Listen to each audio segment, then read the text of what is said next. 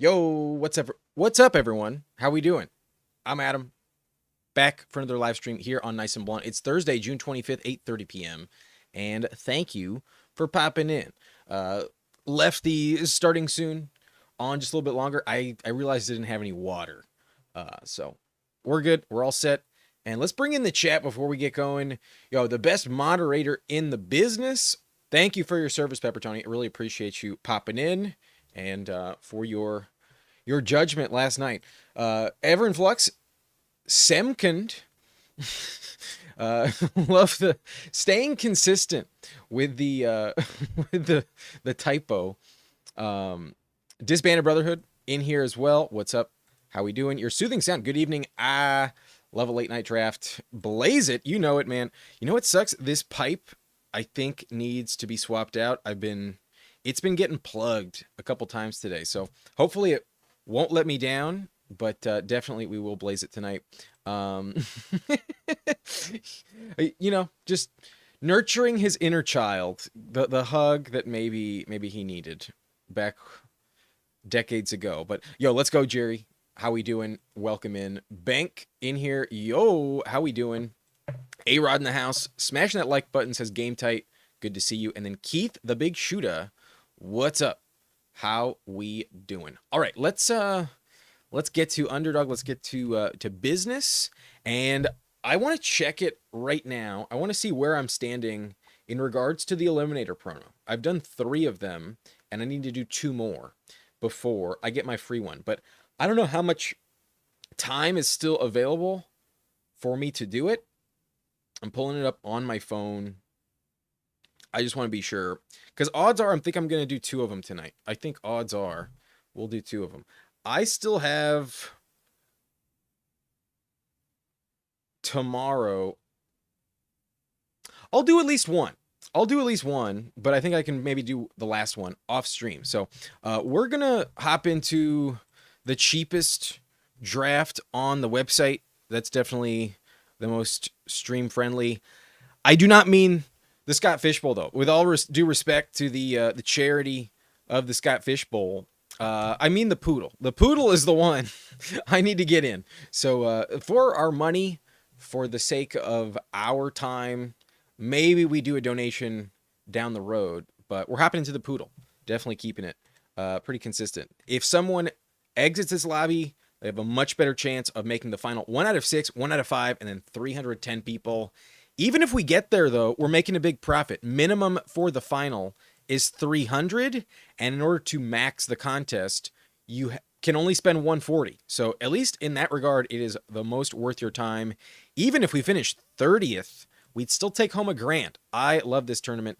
This is where I want to draft. So I'll give y'all a little countdown. We are on a... How much is the delay? Roughly 5-6 seconds. So I will count down from 10. We're starting in 10, 9, 8, 7, 6, 5, 4, 3, 2, 1. Vámonos, muchachos. You may have gotten in the pre-fill. We have 10 spots available for anyone who wants to join, and they are claiming themselves pretty quickly. But yo, what's up, Anthony? How we doing, Spurs? Good to see you back in here. J-Rock the party, good call. Can't have a bong with no water. Yeah, at least the water is not for the bong. The water is just for me. I'm definitely not drinking bong water. You can bet your ass that ain't happening. I get pick 11. I'm right next to Fock Coolers at pick 12. Jackson Duffy next to me at pick 10. Badgeless, but sharp as fuck. We got Niners fan Chad at the 109. A-Rod Underdog at the 108. We got Brew Crew in here at pick 7. How we doing, Brett? We got Eagles in the house. Eagles 76 at pick 6. And then Super Beast, what's up, Keith? Danimal at the 4. Game Tight at the 3. And then we may have drafted with Roto Heat Craig before, but him and Chavi 007, pardon my French, picks 1 and 2 are the only ones I don't quite recognize off the top of my head. Cheers, gentlemen. Good luck to all. And hopefully this pipe doesn't get plugged right now, but I think it's time. Let's christen this draft with a pick. With a hit, shall we? With a hit.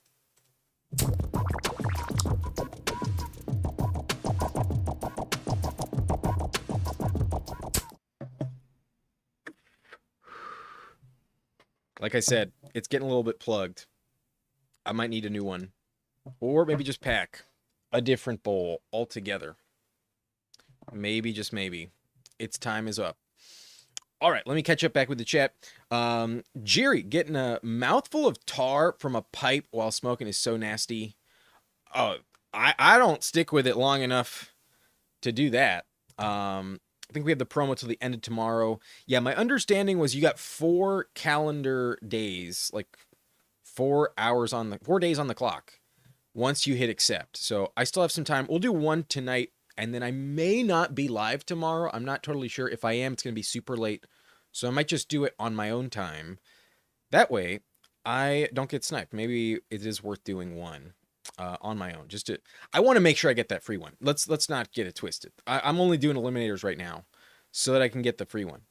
I am a slave to the promo, I suppose. But Jefferson goes, which means Lamb makes it back. There's part of me that's a little worried about Lamb, not going to lie. But ultimately, I think it's not the bet I want to be passing on. I'm sure Coolers is not going to let me have him at pick 14. So I'll go CeeDee Lamb. 2 picks past ADP in round 1. It's a little valuable. But let's see what Coolers does. He goes James Cook. Will he double up the bye week? He does not. He goes Saquon. So my rankings definitely say Hampton. Question is, do I want all these teams to be the same? I don't care. I'm not afraid. More Hampton for me. Oh, no. Oh, no. Please. Don't let me do that. Never again. Let's go, Danimal. In the house. Ever in Flux. I must report I got a CMC James Cook team today, and BBM was pretty shocked. Wow. What pick slot were you pulling from? Pick 10 and got a bunch of scary cats. That's pretty nice. James Cook at 15. That's also pretty notable. Wow. Love that for you, Ever in Flux. That's pretty awesome. But Pepper Tony, yeah, not maxing the Scott Fishbowl satellite. Wow. I know. Am I going to hell for that? I don't see the point in giving the Scott Fishbowl my site credit. What's the point of that? That's a pretty shallow gesture. Oh, would you like me to contribute to your charity? Here's all this fake money. Fantasy Monster, QBs matter. You're mixing it up from running back is king. Instead, QBs matter. Jackson Duffy says, I got first choice for pick in my redraft home league and pick 6. I'm eyeing Amon-Ra. Wow, you wanted pick 6 over everything else? Damn. I don't know if I would have gone pick 6, brother. I mean, like, sometimes it works out, but there's nothing guaranteed from pick 6. I prefer like a pick 2, pick 3. I like to be closer to the bookend, and then these days, pick 10, pick 11 feel pretty sweet. I'm like 1 or 2 spots away from the turn in my ideal scenario. That's what I like to take. But you do you. If you want Amon-Ra, that's definitely a spot you should be able to get him. That's where Eagles took him in today's draft. So good luck with that. Hope it works out for you. Hope you don't get sniped on Amon-Ra. But if that happens, you at least get JSN if you want receiver. But Thus Chris with Zooted and Booted. Love the rhyming nature of that. Well, you know it. The Big Sweat re-hit that. I know, right? It could have definitely been better. We are about to pick at the 402. That's the one nice spot about being at pick 11. You get the 402 on the board. So why don't we try that after this next little turn? But yo, what's up, Goofy Chicken? What up, Drafters? A Adam, the Fire, and Rooster emoji. How we doing? Goofy Chicken in the house. Good to see you. kind of unfortunate. Don't love this spot. Shit. You know who I never fucking take? And I'm definitely not like... I don't have many of these combos. I don't have much Hampton with Garrett Wilson. I can assure you that. I might have a couple teams like this, but it's not very common. So I'm just going to grab Garrett Wilson today. We'll see if Coolers scoops up Allen. I want to see if he goes neighbors. Not afraid. And then does he pair up Allen with Cook? I'm a little curious. Because I'm not even sure if I want to take Allen here. But he does take it. He does accept the price. And then I'm not dying to overload Javonte with CeeDee Lamb. I'm sure that happens a lot. So I'll take Scatterboot. We'll get the bring back the Cowboys-Giants game, Week 17. Plus, I just think Scatterboot is like a very, very good pick here in the fourth. And the only dilemma is injury risk. So I will take Scatterboot with confidence these days. I think there's a chance we get to August, and Scatterboot is going alongside Jeremiah Love and Breece Hall. I think he can elevate over Travis in an ideal world. So I'll go Scatterbo here. I am not afraid at all. Plus we get the bring back. It checks out. But I'm going to try the pipe one more time. I mentioned it right after pick 402. Hopefully a better omen. Let's try it one more time. Whoops.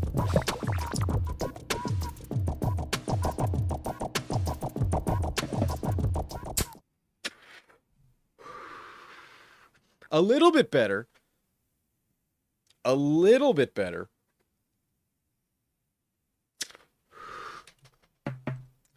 Not as good as it's been in the past. I think we probably need a new pipe. But in your specialized hell, you'll be trapped in a fishbowl. Yeah, right? According to Best Ball Guy, we need to get out of the fishbowl. That's the dread sinking in. But Arkham, Mr. Asylum 124. Should I trade Herbert, Etienne, and Golden? Jesus, this is Herbert, Etienne, Golden, Pittman, and Hawkinson. Jesus. And a third for Burrow, Likely, and Cup Dynasty. Fuck no. What? Fuck no. You're getting fewer? You're getting Cup and only two players back. Giving away 5 and a pick? For what? To upgrade Hawkinson to Likely? Get a more injury-prone quarterback in Herbert versus Burrow? Fuck that shit. Keep Travis, keep Golden in a Dynasty League all day over Cup. What kind of question is this? I don't even play Dynasty, but this doesn't make sense to me at all. 5 players and a third for Burrow, Likely, and Cup? Fuck that. I'm not doing that. I don't even play Dynasty. Yeah, Goofy's in the chat. What's up? Jiri in the building. We got some celebrities in here.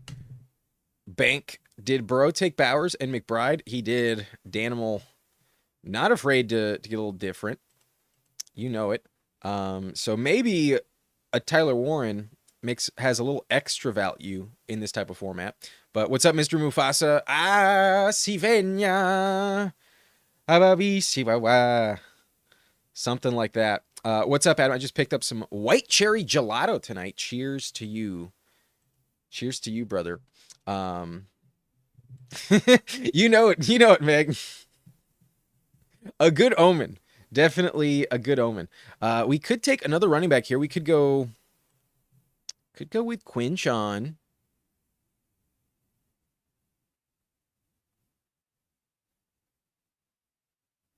I don't have much Bucky. And honestly, I think I trust Quinshon a little bit more. So I'm going to go Quinshon. Scoop that up. I think there's a chance I'm not too happy with that choice because Coolers might take double receiver. I want one of Carnell Tate or BTJ. I'll be honest with it. So be honest with you. But if I have to settle for Bucky and we have a hyper fragile build, that's fine too. I don't do it too often. And he does take BTJ. He's going to give me Bucky. I kind of wanted to see what Coolers would do with this decision. But as RB4, I can tolerate the risk. I definitely don't have many teams like this, so I'll take Bucky Irving in the 6th round. Absolutely worth the risk.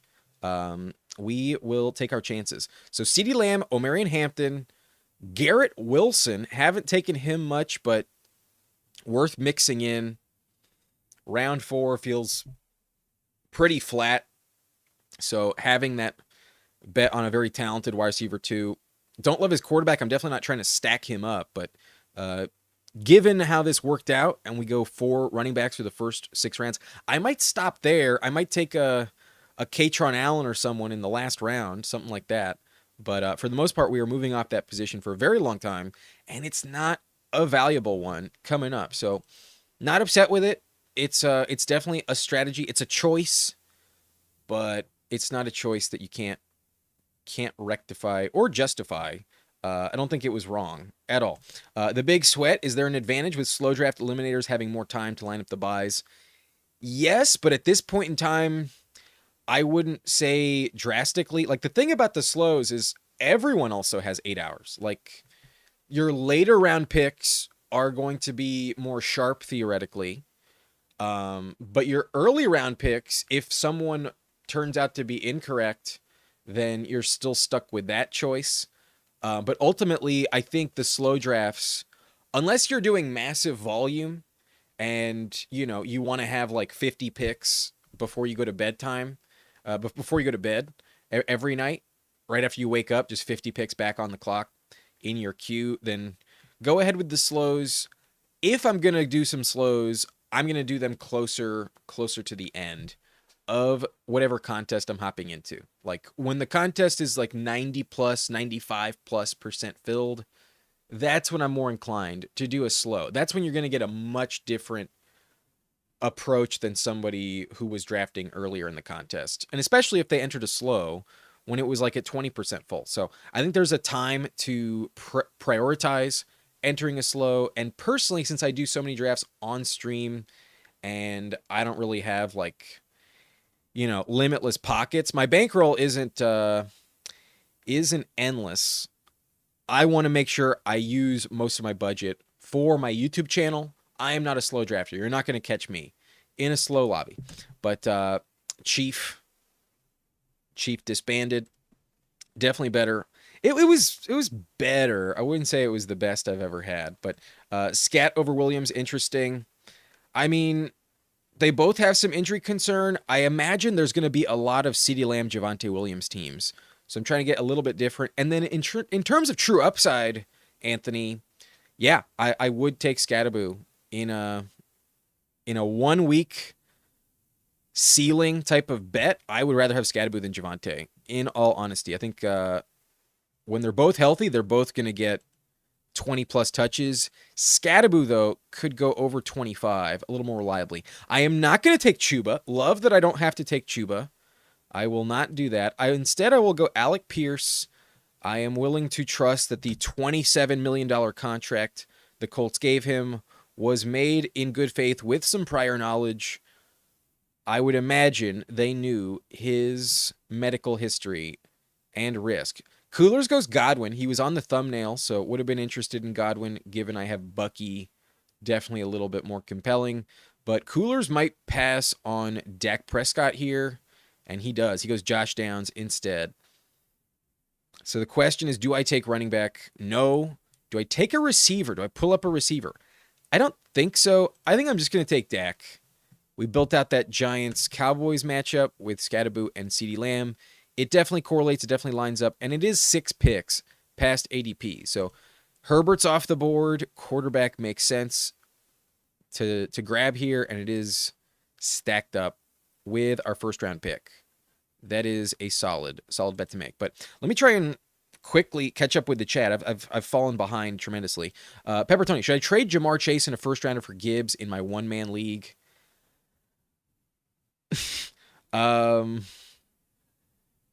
Huh?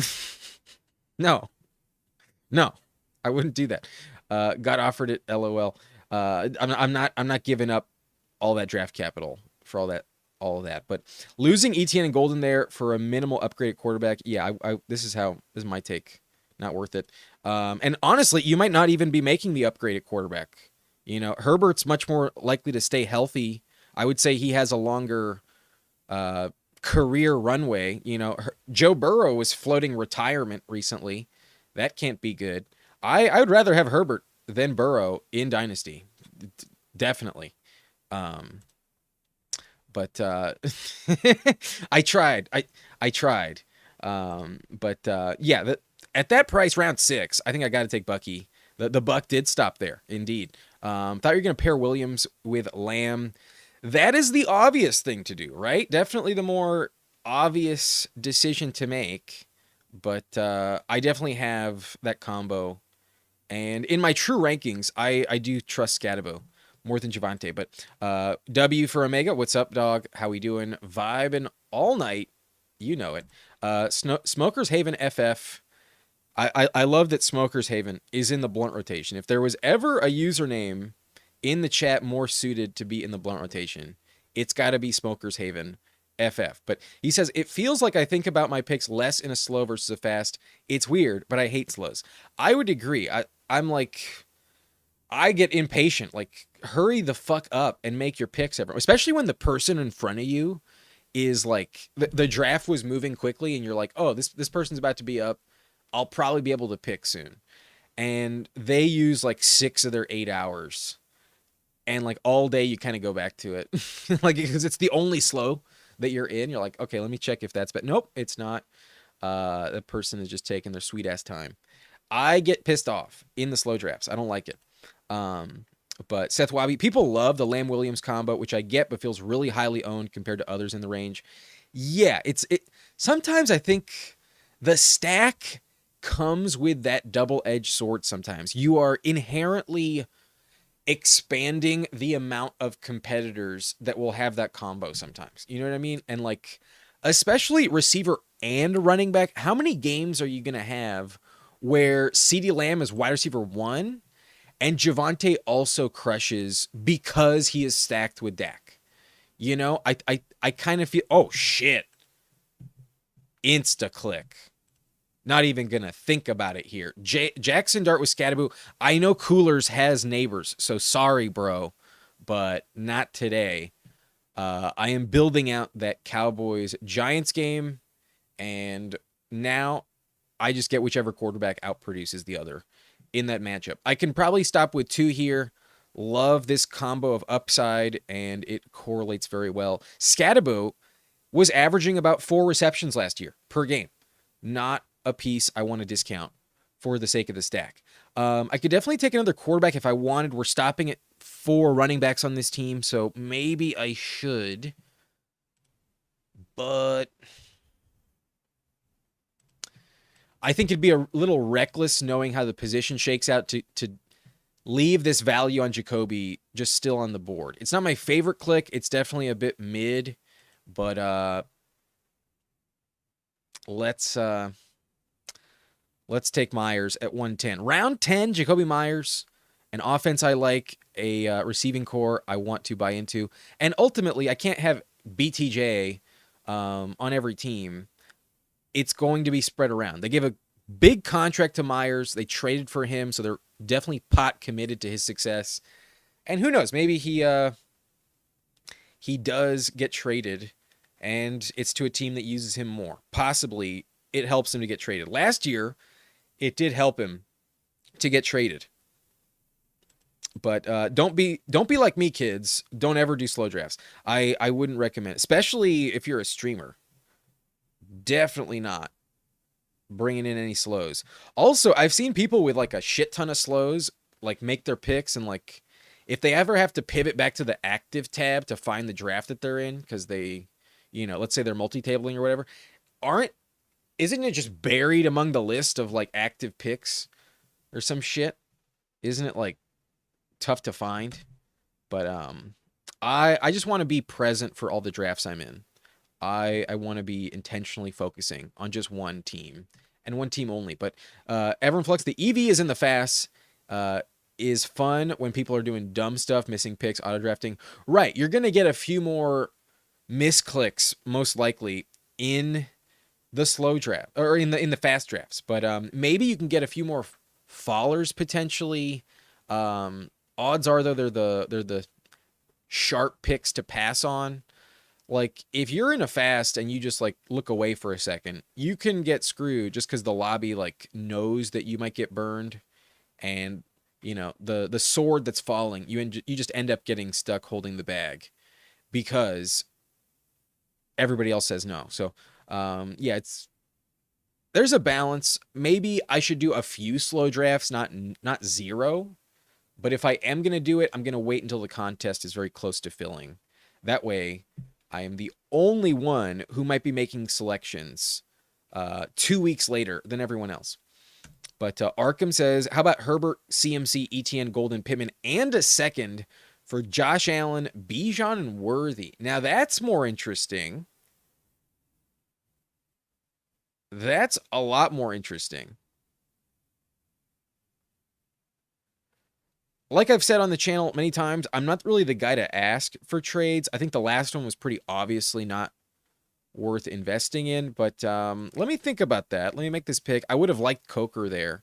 That'd have been sweet, but I have Jackson Dart. I'm going to go Isaiah Likely. The only times I'm taking Concepcion on stream typically are when he falls to me in the 130s. So it is pick 131. I'm going to see if Coolers passes, though. I kind of want to see what happens. I've been putting Coolers in, like, having him make, like, legit decisions. He does go Concepcion at 132. That's fair. That's fair. But only one quarterback so far. It is Allen. No issue with that. He does have Fannin. And with Neighbors, makes sense to grab the 6th receiver in Concepcion. But he takes Cam Ward. I'm going to have a bounty of receiver picks, but it stacks up. I will take Ferguson today. I don't take much Ferguson really ever, but by not taking Javonte, it's a little bit more compelling. What were to happen if George Pickens got injured and down the stretch we had Jake Ferguson as the number 2 target in Dallas? Obviously, Flournoy would be interesting, but I have a shit ton of Goddard teams. I believe in him more, but on a team with Dak Prescott, we're building out that Cowboys-Giants game. Let's have both tight ends double stacked. A good pocket of the draft to get the double tight end right there.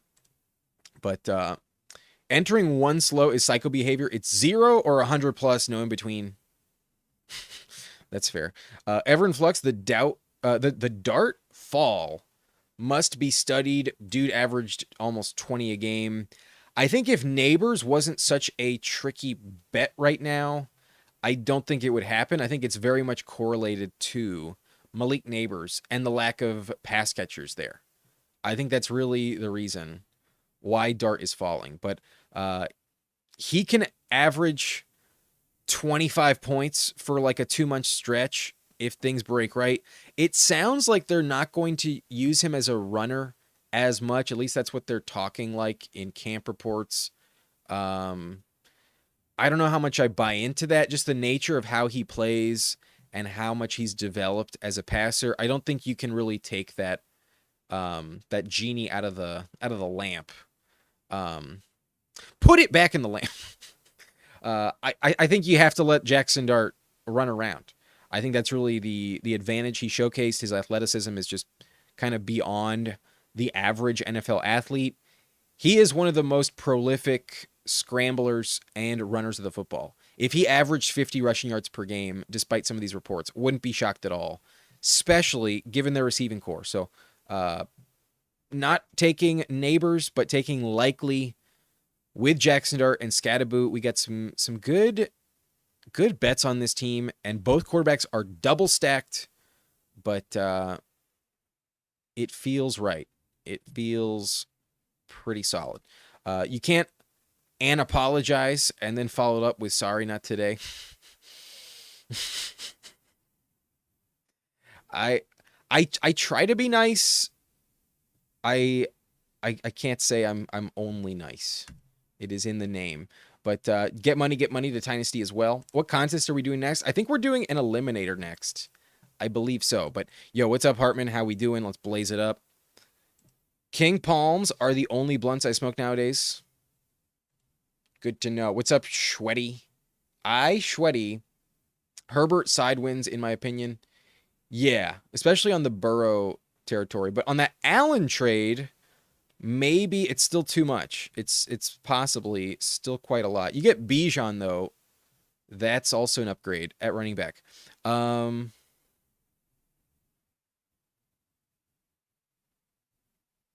need receivers. I trust Trey Tucker here. I'll take a Trey Tucker with some confidence. And then I feel like I might be overcommitting if I take Flournoy. We mentioned the overstack might be a little unnecessary, but ultimately the highest value on this CeeDee Lamb, Jake Ferguson investment is the scenario where George Pickens goes down.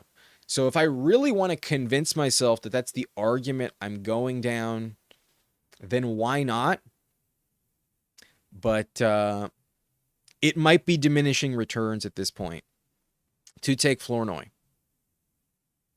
I'm very tempted to go with Tank Bigsby, in all honesty, but I think I'm still going to like my tight ends around the corner. So I will go Flournoy here, and I think just kind of commit to the bit. We went hyper fragile running back. I think it would behoove me to stop at 4. I think that's ultimately the move. And I might go 9 wideouts ultimately. The 2-4-9-2 doesn't sound great, but that math doesn't check out. It would be a 2-4-9-3 if I go 9 receivers. I definitely want a third tight end, but I couldn't help myself. If we're going 9 wideouts, taking Flournoy there ultimately is not a problem. And I kind of did talk myself into it as just like, all right, let's just bet against George Pickens.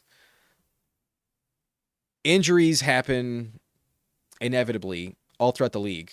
Maybe in Dallas, it happens to Pickens. But that's a ball no right there. At Disbanded, Palms are the best. I will keep that in the lexicon. But I used to roll Philly Blunts, Titan Swishers, Sweets, Optimos, Dutch Masters, and Backwoods. Yeah, he knows his shit, but can't anymore. It takes a toll on you, especially with the tobacco. I don't like the tobacco. When I start smoking tobacco, I will cough a lot more these. Like I randomly had a couple drags from a cigarette not long ago. In general, I never do it, but it was just like, no, I don't want to do this anymore. But wine game. I don't know too much about wine. I know a little bit about wine. I'd recommend trying a Nebbiolo if you are new to wine or just want to expand some of your palate. The wine I order in a restaurant that I enjoy the most consistently is if they have a glass of Nebbiolo. I'm willing to try it. But in general, I do not drink wine. Dart also did this without neighbors. That's also very, very, very correct. The Purple Dutch. Don't think I've heard of that one, but nicotine, indeed. Nagy scares people, so Dart falls. Yeah, Nagy also a little bit problematic, but Nagy made Mitchell Trubisky pretty valuable. Trubisky had a year where he was actually kind of valuable, but I agree with Peppertoni on slows. Give me all 101 of those little Dalmatians in slow form. The $1 drafts. That's interesting. Been over 10 years. Damn. Okay. Been a minute. Yeah, it's good to take a break, especially when you listen to your body. Praise be. Glory to God. Would have loved AJ Barner there. I think he would have been a perfect fit. Instead, we could go Gunnar Helm. Don't mind that. I'm not gonna take Geno. I don't want to take Geno. Not at all. I'll go Gunnar Helm.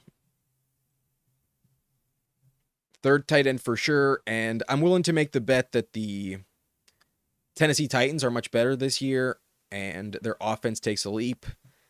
There is no real target competition at tight end. No one on the depth chart that can keep him off the field. Gunnar Helm will be on the field a lot in Tennessee. So in terms of the Cam Ward backstacks, he's definitely my guy. Did I snipe?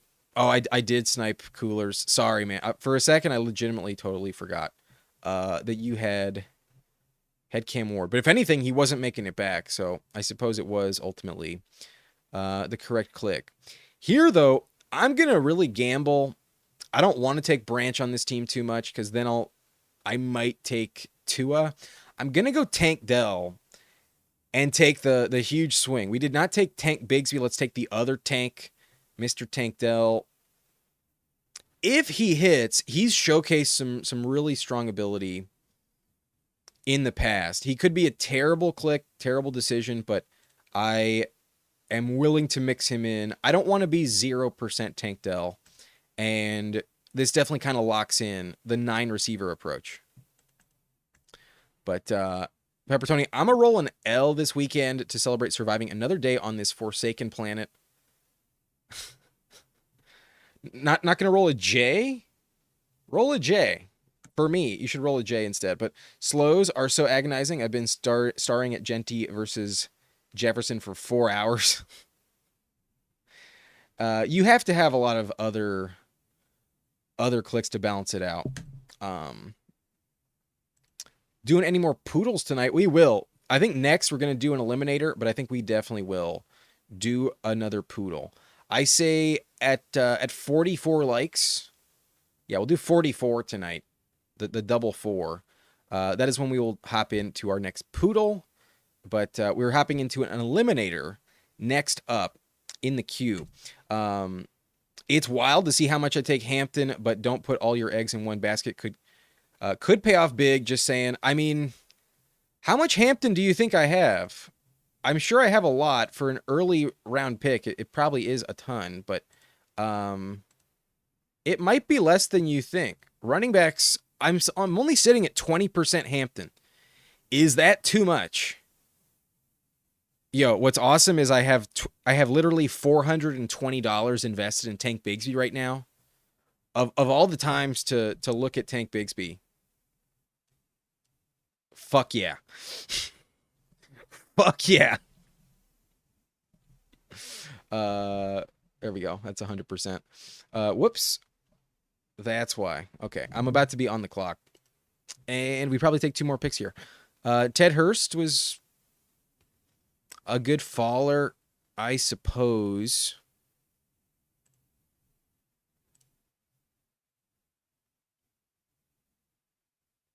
Yeah, why not?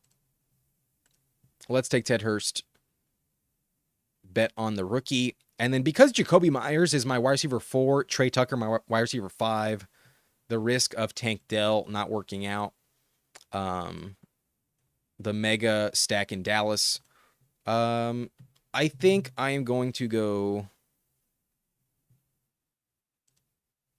with Darius Slayton probably. I could go Malachi Fields. Haven't taken him a shit ton, but for the sake of the stack, if we're going to grab another New York Giant, that feels relatively appropriate. So maybe I need a third quarterback on this team. I do not want Brissett.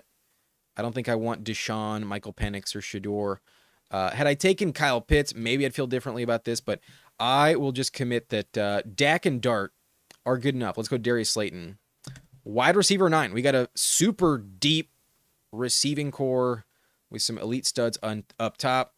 I will get back to this, though, in a minute. Let me try and catch up with the chat because it always evades me whenever I step away. But cigs are gross as fuck, but that tobacco leaf be hitting different. If you say so. If you say so. Yo, what's up, Steve? How we doing? Good to see ya. We were live earlier today on the Fanspeak Network with Steve.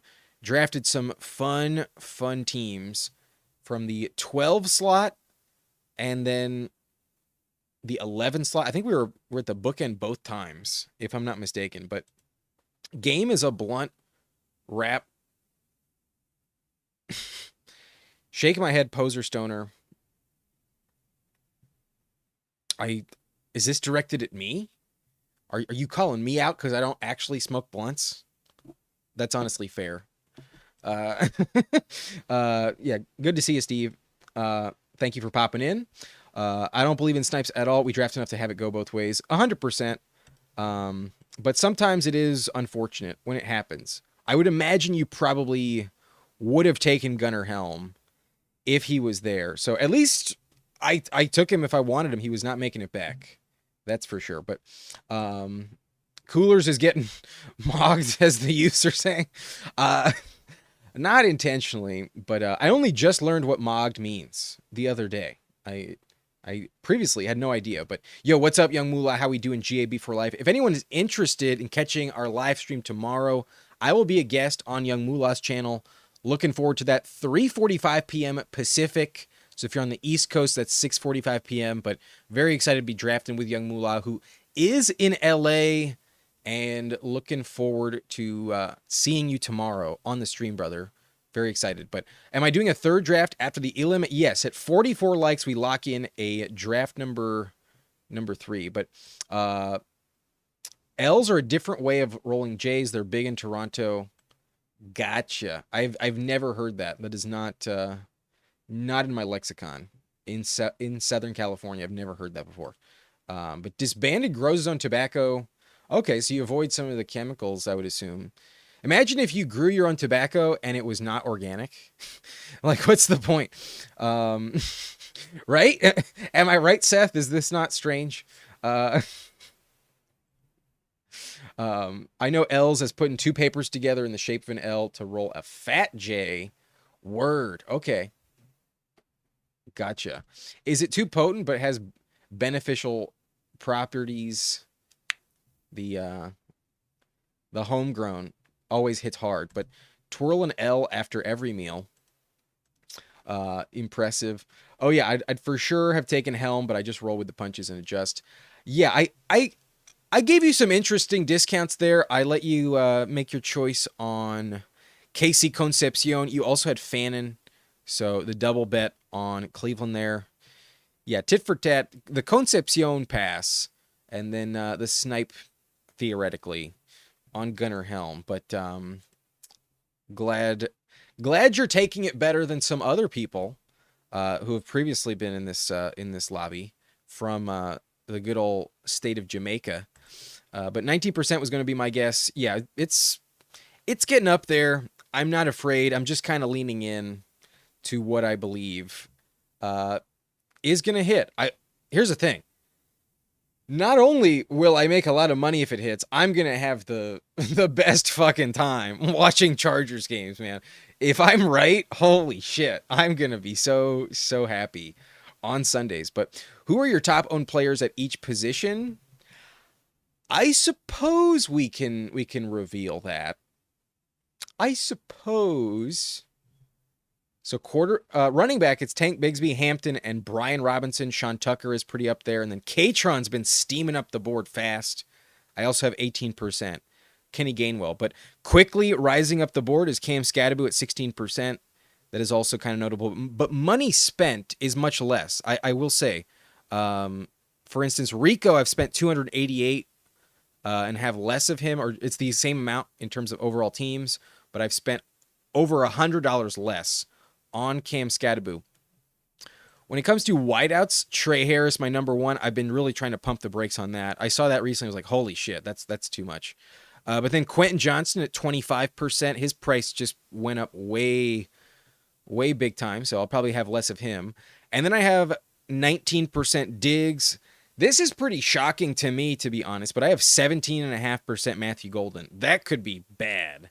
That could also be amazing.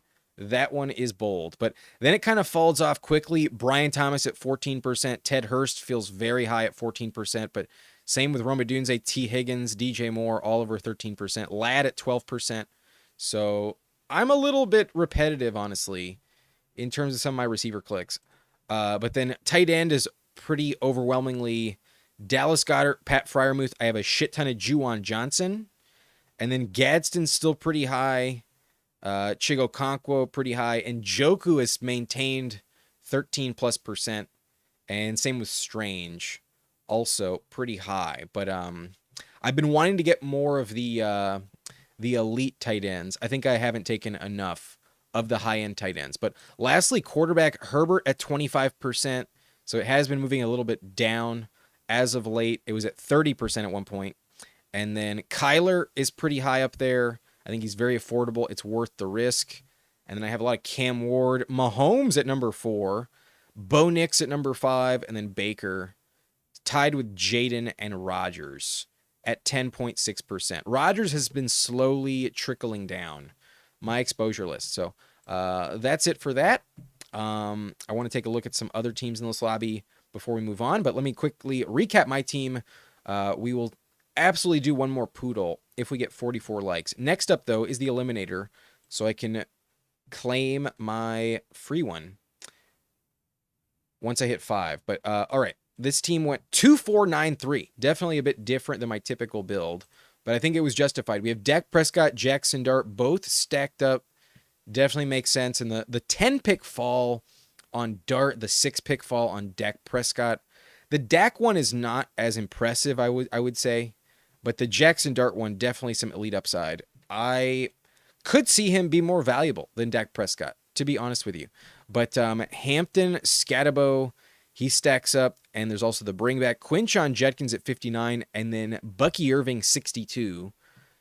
Worth the risk. Definitely a risky approach, but absolutely worth the risk. I could have 4 RB1s that all finish top 10 in a best case scenario. That'd be living if that's what happens. But receiver, a little bit thin in terms of where we took the depth pieces, but honestly up top with the double anchor, pretty interesting. I'm happy to take the bet on Garrett Wilson on this team because part of me doesn't believe it, but when he does hit, he has very high upside and he can take over a game.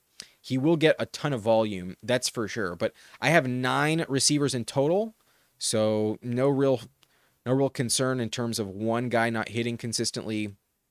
I would agree, we also have an elite ceiling with Alec Pierce any given week. But Jacoby Myers, a great floor play. Trey Tucker, a really good value. Flournoy with another stacking piece. But then Tank Dell, all or nothing bet. Worth it, given I have 9 total. And then Ted Hurst in a productive offense. I like to believe in the Bucs scouting department. They usually hit on wide receivers. And then Darius Slayton, a low-owned stacking partner. He is the highest paid receiver in the New York offense, but then likely also stacks up. So does Jake Ferguson. And then Gunnar Helm, because I honestly don't feel like the best with Ferguson. He's not like my favorite click, in all honesty. But fun team, interesting build. And if Bucky Irving smashes, y'all might have fucked up. We should advance, though. I think this team has what it takes to advance if the quarterback room does deliver. All right, but Coolers is in here. Coolers is a member, if I'm not mistaken. Or Coolers was a member in the past, it looks like. I'm still very curious. We did leave him some interesting choices to make. But Allen and Cam Ward, totally fine with that. Cook stacks up. Saquon is a fair click. Rashad White, pretty solid. RB3. Tajay and Kamara, not my favorite depth pieces, but I suppose it's worth it. Tajay does stack up as well. Also major pass catcher. Makes sense. He did take Neighbors. He took Carnell Tate as well, stacked up. BTJ, Chris Godwin, Josh Downs, the top 5, a lot of volume projected. Can accommodate the Neighbors risk. And then Concepcion, also fantastic as number 6. Waited until the final round, took Jacoby Lane at the final turn. Pretty sweet. Really, really good receiving room. He was not afraid to grab Concepcion. And I don't blame him at all. I think that was the right click at 132. But Fannin, Kenyon Sadiq, Greg Dulcich, and Terrence Ferguson. So a lot of volume at this position. With this strong of a quarterback room, definitely can tolerate it. Receiver actually doesn't feel weak at all, especially if Neighbors hits. And then it's just kind of like, what do Tajay and Kamara actually offer? But if Cook and Saquon stay healthy, then you're probably fine without them in the first place. And then Rashad could just be one of the best clicks on the board. Awesome team, Coolers. Very fun, very interesting. Perhaps I might have taken an earlier tight end just to not get stuck with 4, but no real complaint there. That is nitpicking, if anything. We had Jackson Duffy in here, but let me make sure I'm not skipping over any members. There is Game Tight in this one. Is Danimal a member, or am I not remembering that correctly? I'm scrolling up to check. No, Danimal's actually not a member, but I remember his team was worth checking out. But Super Beast is in here, so is Brew Crew and A-Rod. Yeah, we got a few team reviews. Let me take a look. Niners Anonymous in here with Mahomes and Bo Nix. Love the values on them right now, so especially at 112, give me Bo Nix all day. Ashton Genty, Achan, Kyron, and Jonah Coleman, Jordan James. So don't love the Coleman click, but otherwise very, very fond of that running back build. No complaints there. Egbuka, DJ Moore, Harrison, Cortland Sutton, Ricky Pearsall, Wandale Robinson, Hunter, and Ridley. Pretty solid. You can definitely tolerate the risk if Travis is a nothing. But fun team. Hopefully Ridley offers something, but I think it's mostly trade upside if he goes elsewhere. But Strange, Barner, and Fryermuth, totally fine with that. No complaints. Only concern is the naked Mahomes. And then at least Sutton is paired up with Bo Nix, but the naked Mahomes obviously would be nice to have someone paired up with Mahomes. There is also A-Rod in this one, who has Daniels and Shuck. Fine stopping there. CMC, Chase Brown, Rico Dowdle, J.K. Dobbins, and Jaden Blue. Blue is probably worth mixing in every now and then. Could be worthless, but especially with this group, it makes plenty of sense. It's not the biggest dilemma if he does nothing. But Olave, Terry, Devontae, that's pretty sweet. Quentin Johnston, Rashid Shaheed, Juwan Jennings, Antonio Williams at 176. Adonai Mitchell and Dontavian Wicks. Very comfortable receiver room. 9 total. Might be unnecessary. I feel like if there's one I would just pull off this roster entirely, it's probably Antonio Williams. I suppose it's stacked up, either him or Juwan Jennings, but I don't really like his price. Even at a discount, I feel like he could be worthless, honestly. And I think with the top 4 being this good, I don't think you need 9. I think you can stop at 8. So take one of these receivers off the board. Maybe it's A.D. Mitchell or Dontavian that doesn't need to be there, but mix in a third tight end. I think I like this team a little bit more. But Kelsey and Juwan Johnson, you can also just get away with that. Not bad. So one luxury pick at receiver, not going to kill you. But based on the build, I don't know if it was critical. It might be a little excessive. A little unnecessary. But not bad. No issue other than just maybe one too many receiver. Brew Crew in the house with Herbert, Brock Purdy, and Daniel Jones. Very good quarterback room. Taylor, Derrick Henry, Chuba at 90. Wow, finally. Chuba. The authentic price on Chuba might just be pick 90. Worth testing the market. I took him at 86 and still didn't like it. Let me know, Brew Crew. Did you like this Chuba price?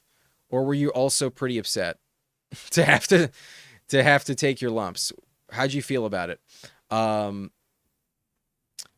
Aaron Jones and Tyrone Tracy, solid enough to move on, not complain.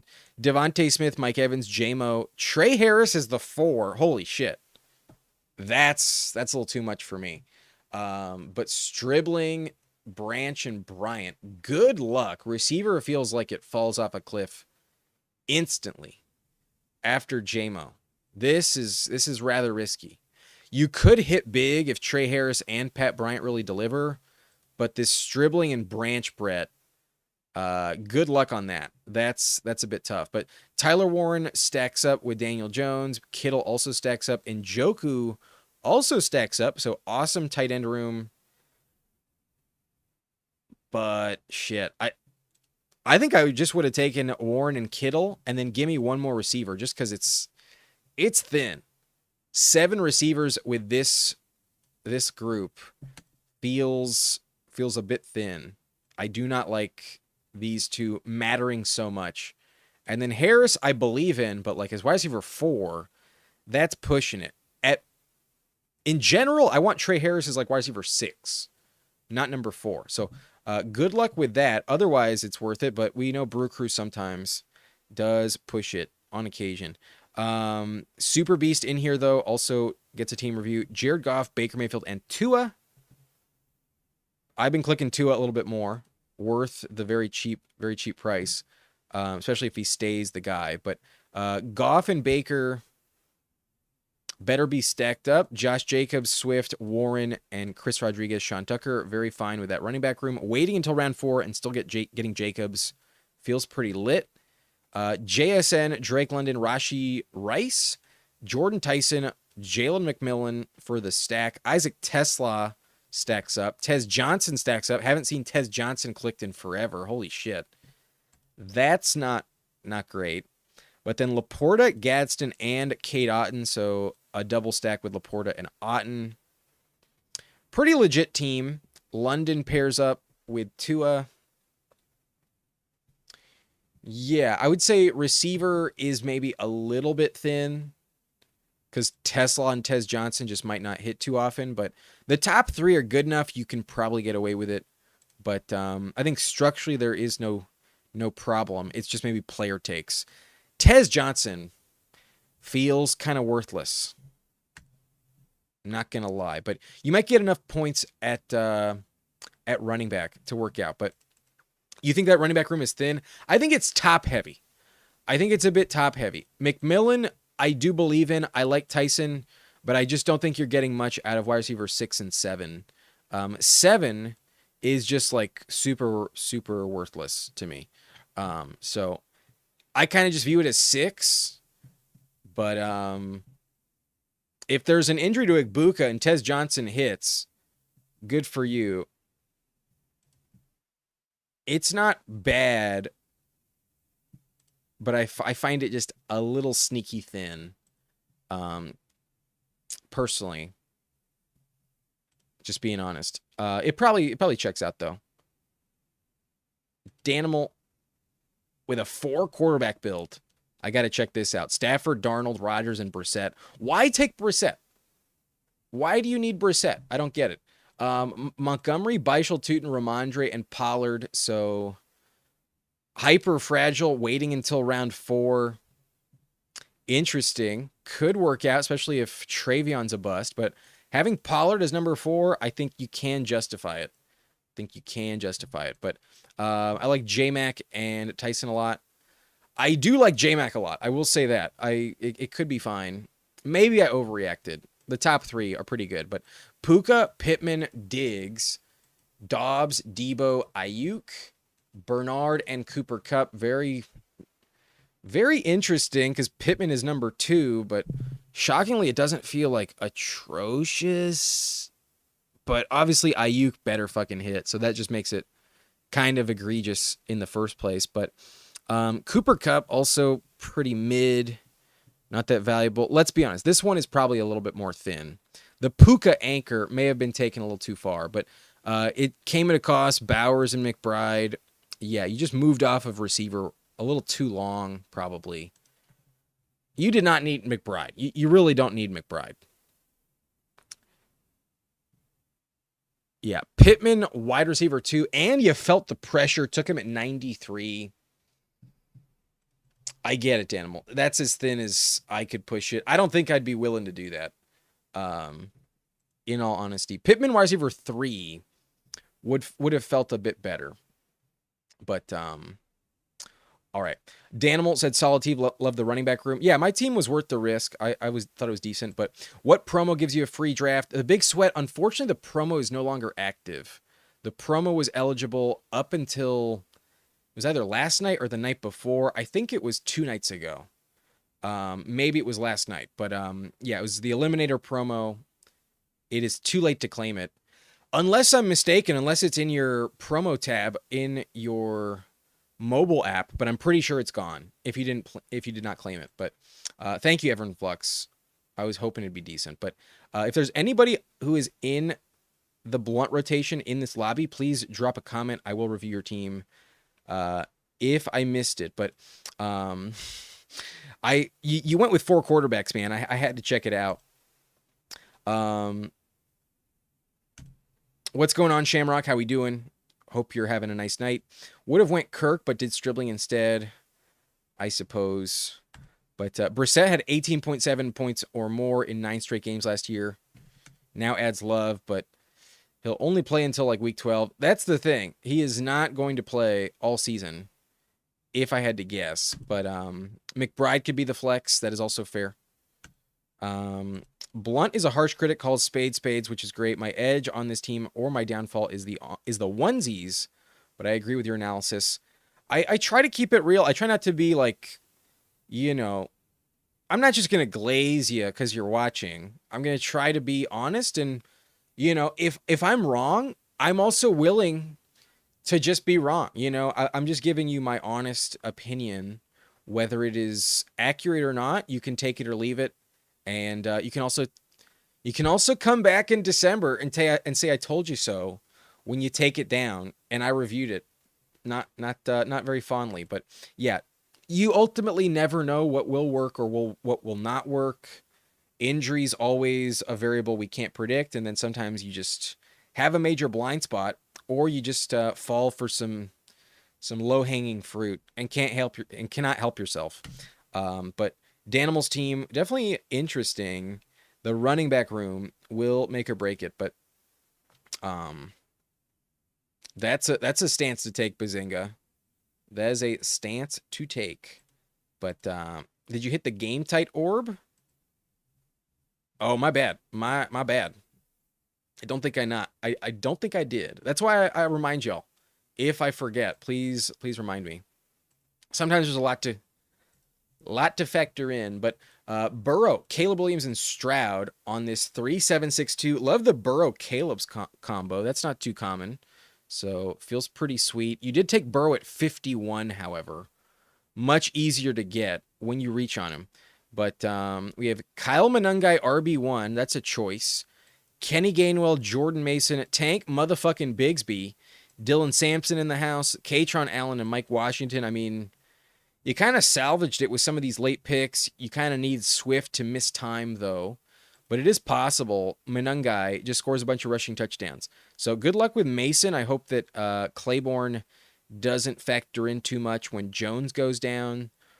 But if Aaron stays healthy, maybe Aaron Jones is a dilemma. But I love the Bigsby bet. Sampson, contingent upside, but not much more than that. Katron I love individually. One of the best picks on the board. And then Mike Washington. Big Mike W. holding down the fort. Very interesting and should lead to value everywhere else. So that's why quarterback is so strong. Running back was kind of ignored. But then Jamar Chase, Nico Collins, T. Higgins is fantastic. Definitely warrants the lock up of Burrow. I would have pushed it, honestly. I think I would have pushed Joe Burrow. But would you have gotten Caleb? Who knows? That is also a gamble. But Metcalf on this one, Jaden Higgins, and Jalen Knoll. So you did wait quite a while. You have the mega stack with Stroud, Nico, Higgins, and Knoll. I don't like that. I will say that. To have 6 and 3 of them are Houston, that feels bad. I wouldn't trust that. Also, they all have the same bye week, so that could be a dilemma if T. Higgins or Jamar Chase or even Metcalf get hurt. And then you're also in a similar spot week 6 where you're without 2 of your top 3 picks. This is a gamble, game tight. This is a true gamble. But these top 4 are pretty studded. I don't love the Higgins Knoll bet. I can tolerate one, but I do not like taking both at all. But Loveland stacks up with Caleb. I was waiting for the stack. And then Okonkwo is just a good pick. So good luck there. This is an interesting team. I would not say I feel amazing about it, but I can also see the compelling argument where quarterback is just so fantastic. And then maybe Stroud just returns to his rookie form and fucking crushes. But that is a little hard for me to believe. I am kind of a Houston hater. I don't like taking many Texans. So good luck with Stroud. But the quarterback room's also kind of built where it's irrelevant.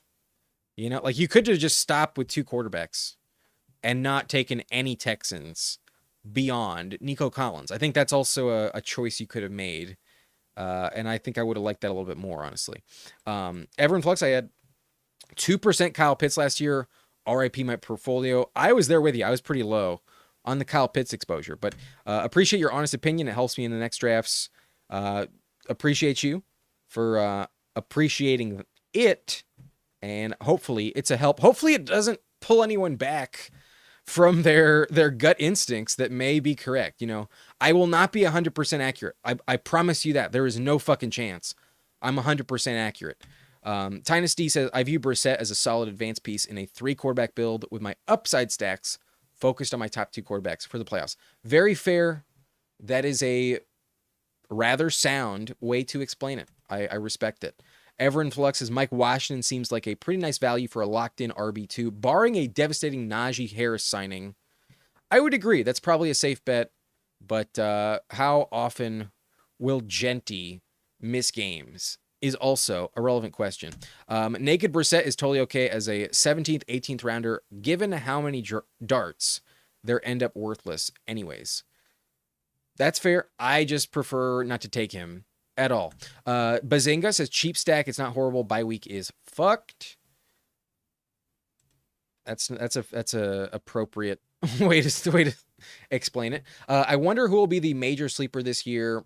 I am hopeful it is Tank Bigsby, but Tank Bigsby is a sleeping giant, and it seems like more creators are coming around. There have been more nuanced bets that poke the bear on Tank Bigsby. But yeah, I could definitely see him be just like Rico. But if he gets the job, he's keeping it because it's only because if Saquon gets hurt. But speaking of Tank Bigsby, I've been on Bigsby all offseason, dating back to March.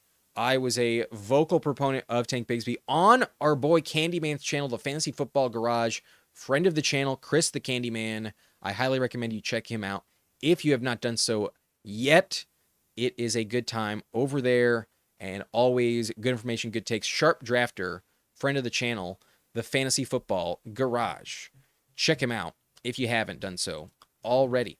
All right, we're going to be hopping into the Eliminator as promised, and at 44 likes, 6 more, we do lock in draft number 3. We'll go back into the poodle with 6 more likes, but I'm going to take a rip from the pipe. I'm going to clear it, and then I will pack a new one in a different pipe because this shit has been a little plugged, and I'm not too happy about it. So give me a few seconds. We will hop in very shortly.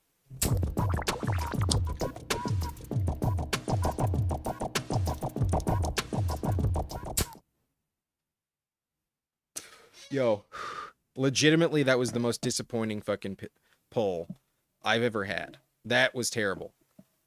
I had to give way more effort for the ROI. That was bullshit. Okay, I'm hopping into the Eliminator in 10, 9, 8, 7, 6, 5, 4, 3, 2, and 1. Let's go. All right, maybe I can redeem myself. I transferred some of this weed into a different pipe. Can I redeem myself?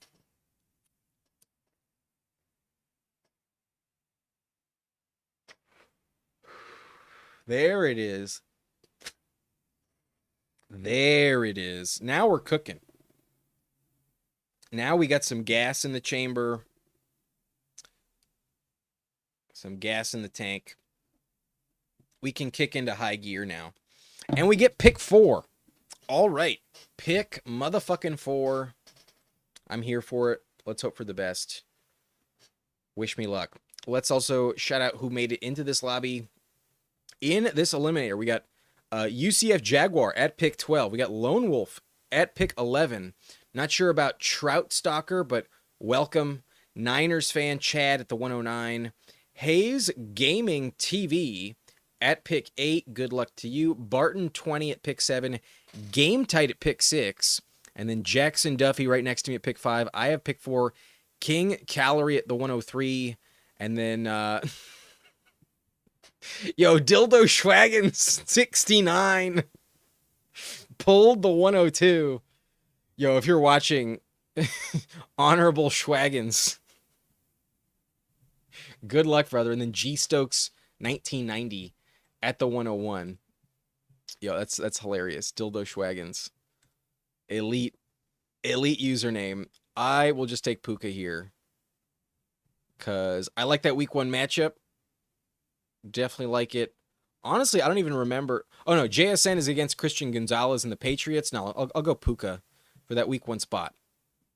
I will take the Niners defense, losing Robert Saleh without an elite corner to worry about, especially Sean McVay in Australia. That's a nice game to get in that rivalry.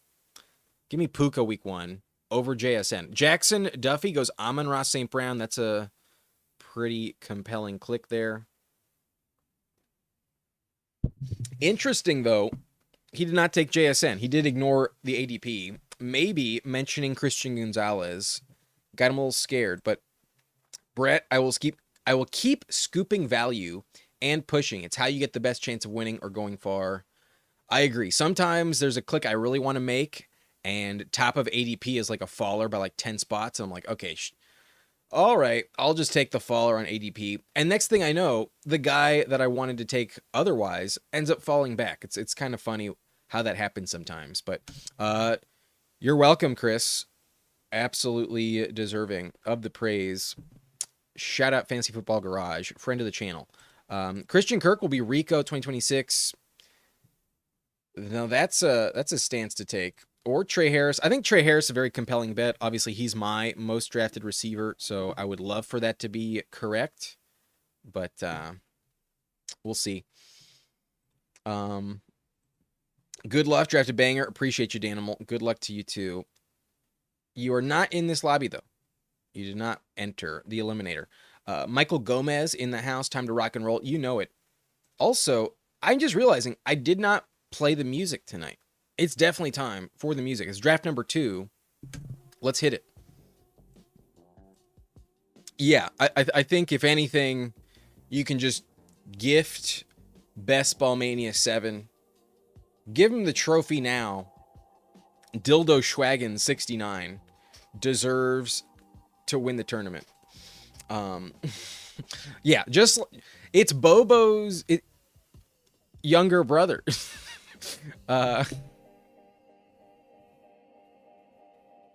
It's Bobo's younger brother. Isn't it Bilbo Baggins?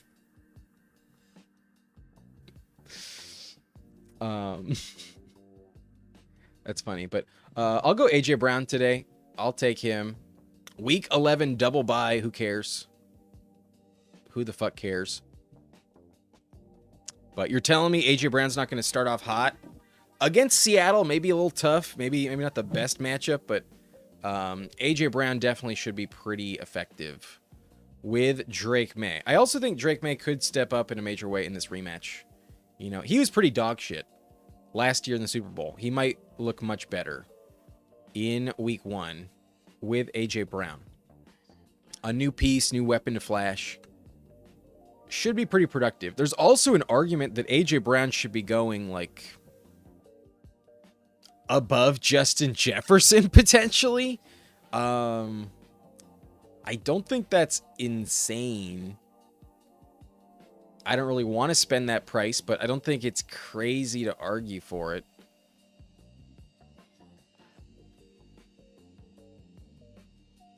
And then coming back around on the clock here, I think I will take Pickens if he's there.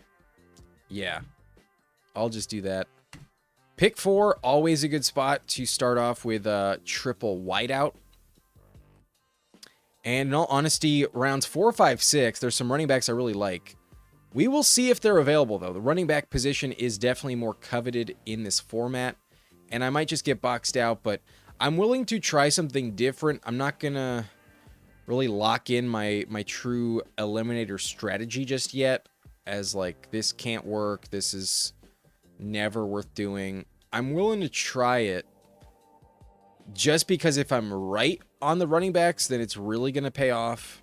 And I still want a really high ceiling. I would love to have a Puka, AJ Brown, George Pickens in my lineup. At the very least, every week, that could be a combined 60 points. Maybe even 75 if things break right. That's definitely possible. So strong at receiver is my strategy in this lobby today. I legitimately do not know how I'm gonna feel about it. This could be like the ultimate worst tournament to do 0 RB through 3 rounds. Bazinga, is Denzel Boston really worth more than Judy? That's a good question. I think so. I'm pretty out on Judy for the most part. I think Judy kind of needs to get traded. Maybe it's not worth taking the rookie in Cleveland with that much conviction, but typically a receiver drafted in the top 40, a la Denzel Boston, historically never gets drafted that low in the player pool. Typically, someone with that level draft capital is never going to be that inexpensive, ever. So just look at Trey Harris last year, someone that went closer to 115, 112, 110, and he went later in the second round, and he did nothing. Is it the same situation? I'm not sure, but historically, we've been way more excited to take that level draft capital in the real NFL draft compared to our best ball draft. So, I think that's the main bet, and then just the overall shittiness, the overall sinking feeling in your gut every time you click a Cleveland Brown. Jerry Jeudy's just a guy, ultimately. So I understand why the belief goes elsewhere, but I'm not going to take Neighbors in the eliminator. Tempted to take Lamar, but I will just grab Quinshon. I need points at running back. So a slight reach, but especially in this format, I do not want Neighbors. Would have loved had Swift been still available to me, but Game Tight takes him. Can't blame him. And this is not like a true 0 RB build ultimately because I have Quinshon. But I think in this format where running backs are much more expensive, Montgomery goes pick 34 in this. Montgomery goes fucking high. I think it's fine to take Quinshon there. But I'm really hopeful that there's a very specific name that I don't want to jinx. If he comes off the board, I will react harshly. But Lamar comes off the board. It was not him. It is Baishal Tootin. King Calorie maybe snipes me, maybe doesn't. But the player I really want is Baishal Tootin, who does go to King Calorie. Maybe I spoke too soon. Maybe he wouldn't have taken him. Fuck. This kind of sucks. I'm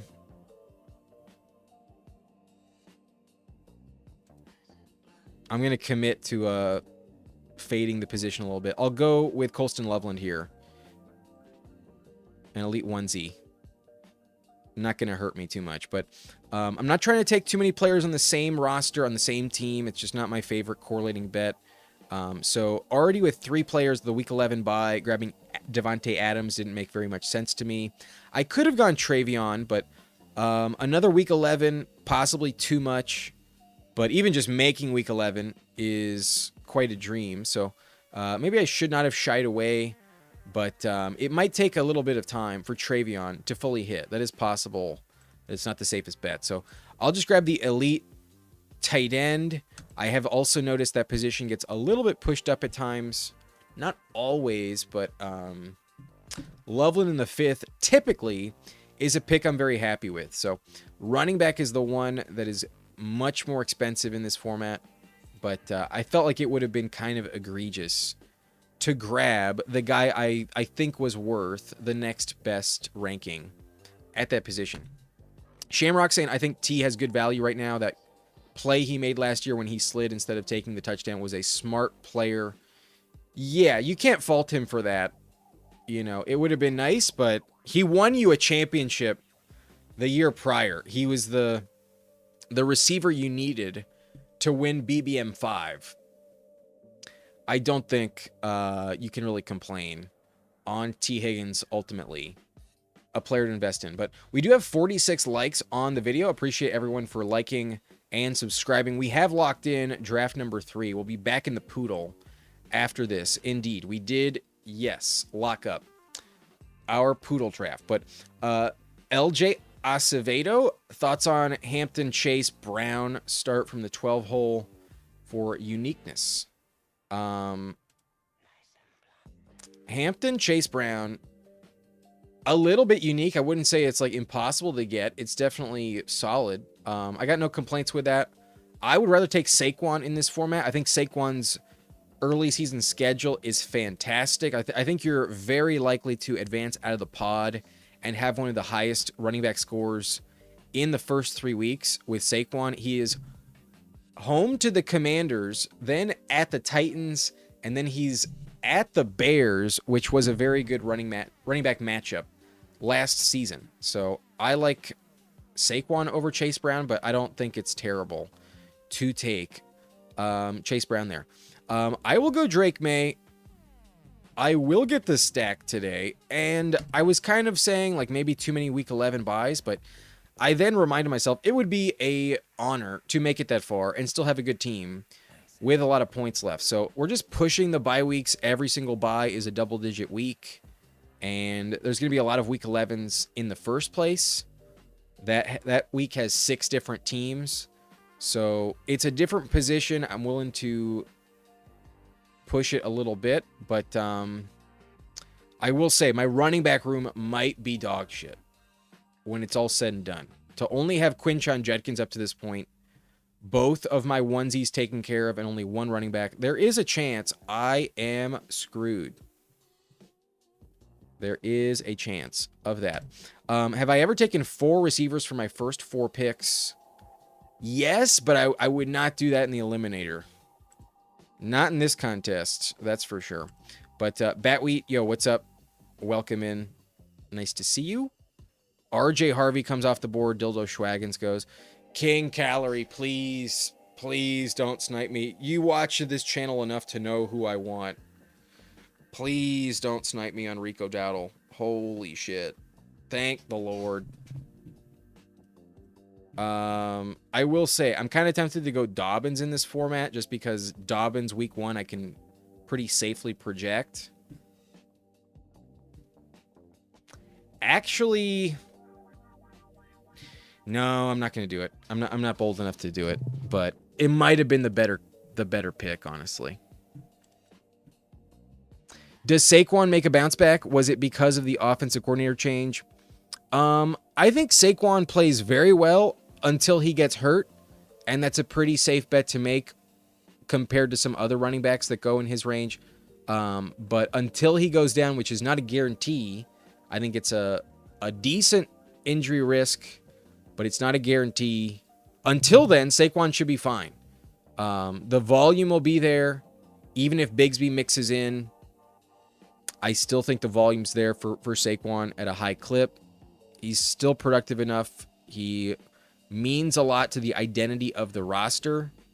And with A.J. Brown leaving, they might just commit more to him. So Saquon, I believe, will make a bounce back until maybe he gets hurt.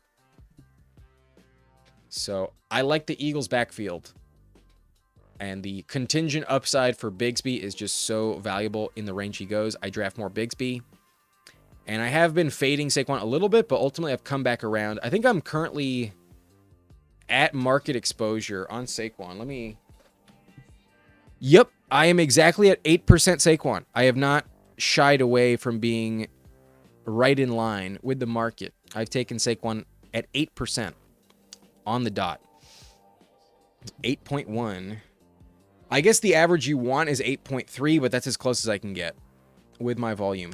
Rico Dowdle ceiling, if Warren is healthy all year, yeah, it could be a little bit unfortunate. He gets the Falcons week 1. That's actually not the best matchup possible, in all honesty. But who do the Broncos play week 1? I don't think it's like the best matchup. I'm going to pull it up. Week 1, the Denver Broncos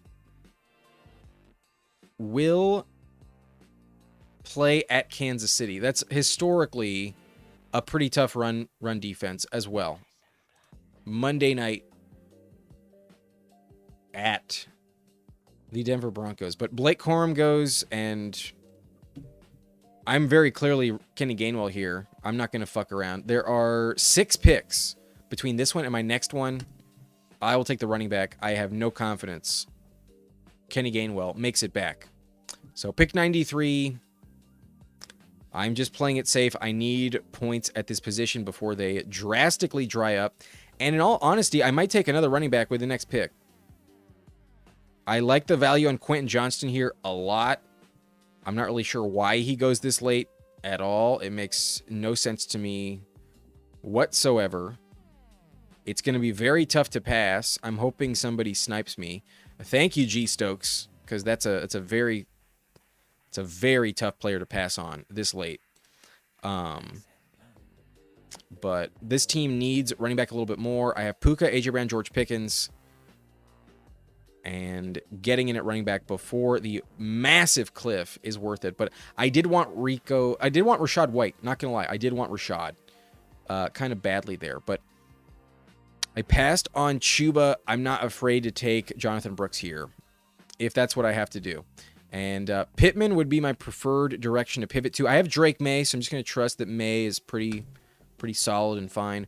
I will go Jonathan Brooks.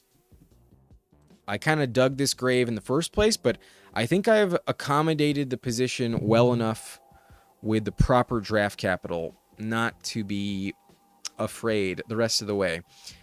Rico, Kenneth Gainwell, a bit more floor plays in week 1, might be an odd distribution of touches as they try to claim the job for themselves.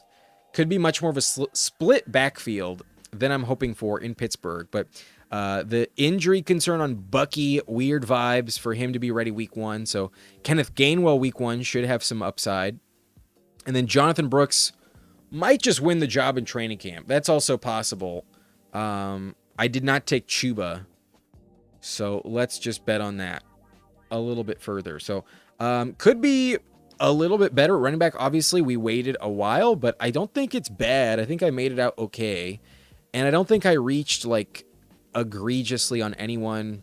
This is basically where they're going in the regular format. So maybe not Dowdle. Maybe I took Quinshon like 6 picks above ADP, but going Loveland in the 4th, then Quinshon is not that different. Pretty much every single pick is basically where they go in the regular format, except for maybe Rico Dowdle by like 5 or 6 spots. So it's coming together. Receiver, obviously pretty strong with Puka, AJ Brown, Pickens. Can't complain on that. And then I've balanced out the bye weeks. All my running backs have different buys, so we check out in that respect. Gonna need to attack some more value, some more volume and value at wideout, but the team has its strengths, and I don't think it has any weaknesses left. I think I've covered up on the weaknesses. But Brett saying, got some dirt on your chin bra washcloth. Nah, man, that's hair. The goatee's coming in. Have it shaved in a few days. But Niners fan, I'll take a look at his team after this pick. But Bazinga telling him to land the plane. Goff would have been interesting there. Goff would have been pretty nice. But you know who I fucking love week 1? Tyler motherfucking Shuck. At Detroit, I'll take that.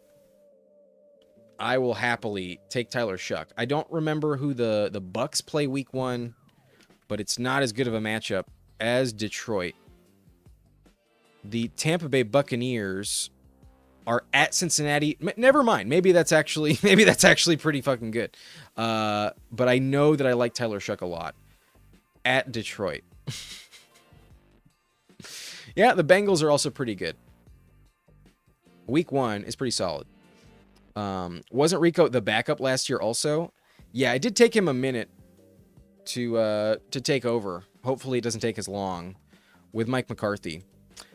2 running backs have had 1,000 yards over the last 4 seasons. One of them is a King. Who is the other? Jacobs? Nope. 2 running backs have 1,000 yards over the last 4 seasons. Let me make this pick and then think about it.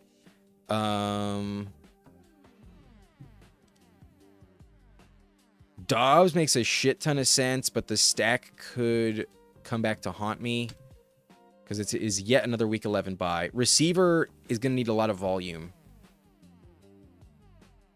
I cannot take another week 11 bye at wideout, but fuck it. We are leaning into the stack today in New England. Maybe there's a week where A.J. Brown just kind of disappears because Romeo Dobbs takes over. But, all right, Niners fan has Taylor, Derrick Henry, Rashee Rice, and T. Higgins, DJ Moore, Joe Burrow, J.K. Dobbins, Jaden Reed, Sam Laporta, and Ricky Pearsall. Niners fan does have a very, very solid team so far. No complaints whatsoever. I also mentioned Dobbins probably makes a little extra sense in this format. But, okay, last 4 years, 1,000 rushing yards in every season.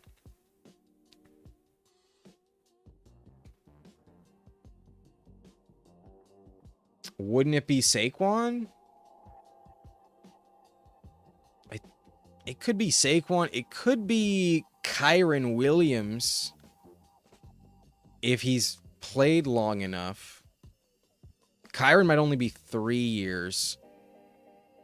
The more I think about it. But I think Kyron might qualify if that extra year is there.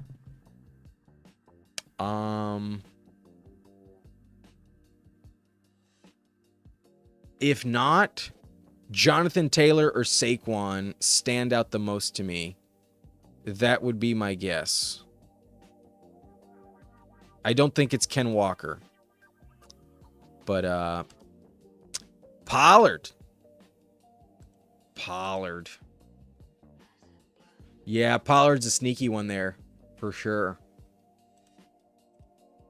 Very sneaky. Good question, Cool Tyrant. That I'll take a rip as a cheers to the question. Fun game there. Always fun. Something like that in the chat, but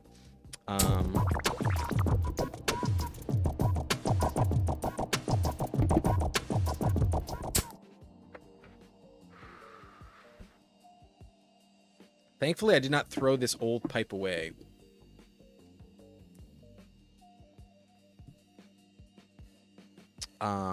He was great on the Cowboys. Even with like Zeke, I think he had a year with 1,000 rushing yards, if I'm not mistaken. Picking a 4th running back before a 4th receiver feels risky to me. I think because of how I built it 3 in a row, first 3 rounds, it was just necessary. It just ended up being a bit necessary. But Goddard going probably saves me a little bit. Having Loveland and Goddard might not have been necessary. I will take Coker here. I'm not going to shy away. I will just take Coker. Let's do that. Drake, May, Tyler, Shuck. I think I might just stop there, honestly. I would have been pretty happy if Dildo had passed on Jalen McMillan, but I knew with Baker that probably was very wishful thinking, wouldn't expect it. And wow, Dildo only has 3 receivers so far. Nico Collins, Devontae Smith, and Jalen McMillan. You thought my team was fucking risky. Look out for our GOAT, Dildo Schwaggins, 69. Risking it for the biscuit. Nico, Devontae, and Jalen McMillan. Bold. That is interesting.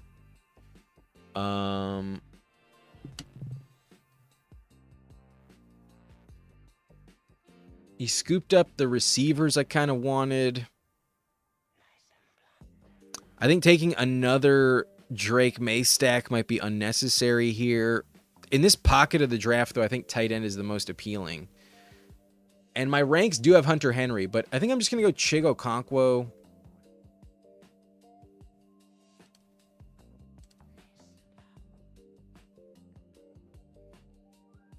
get a different bye week than week 11, and a player I think is valuable at cost. So could definitely use receiver, but we're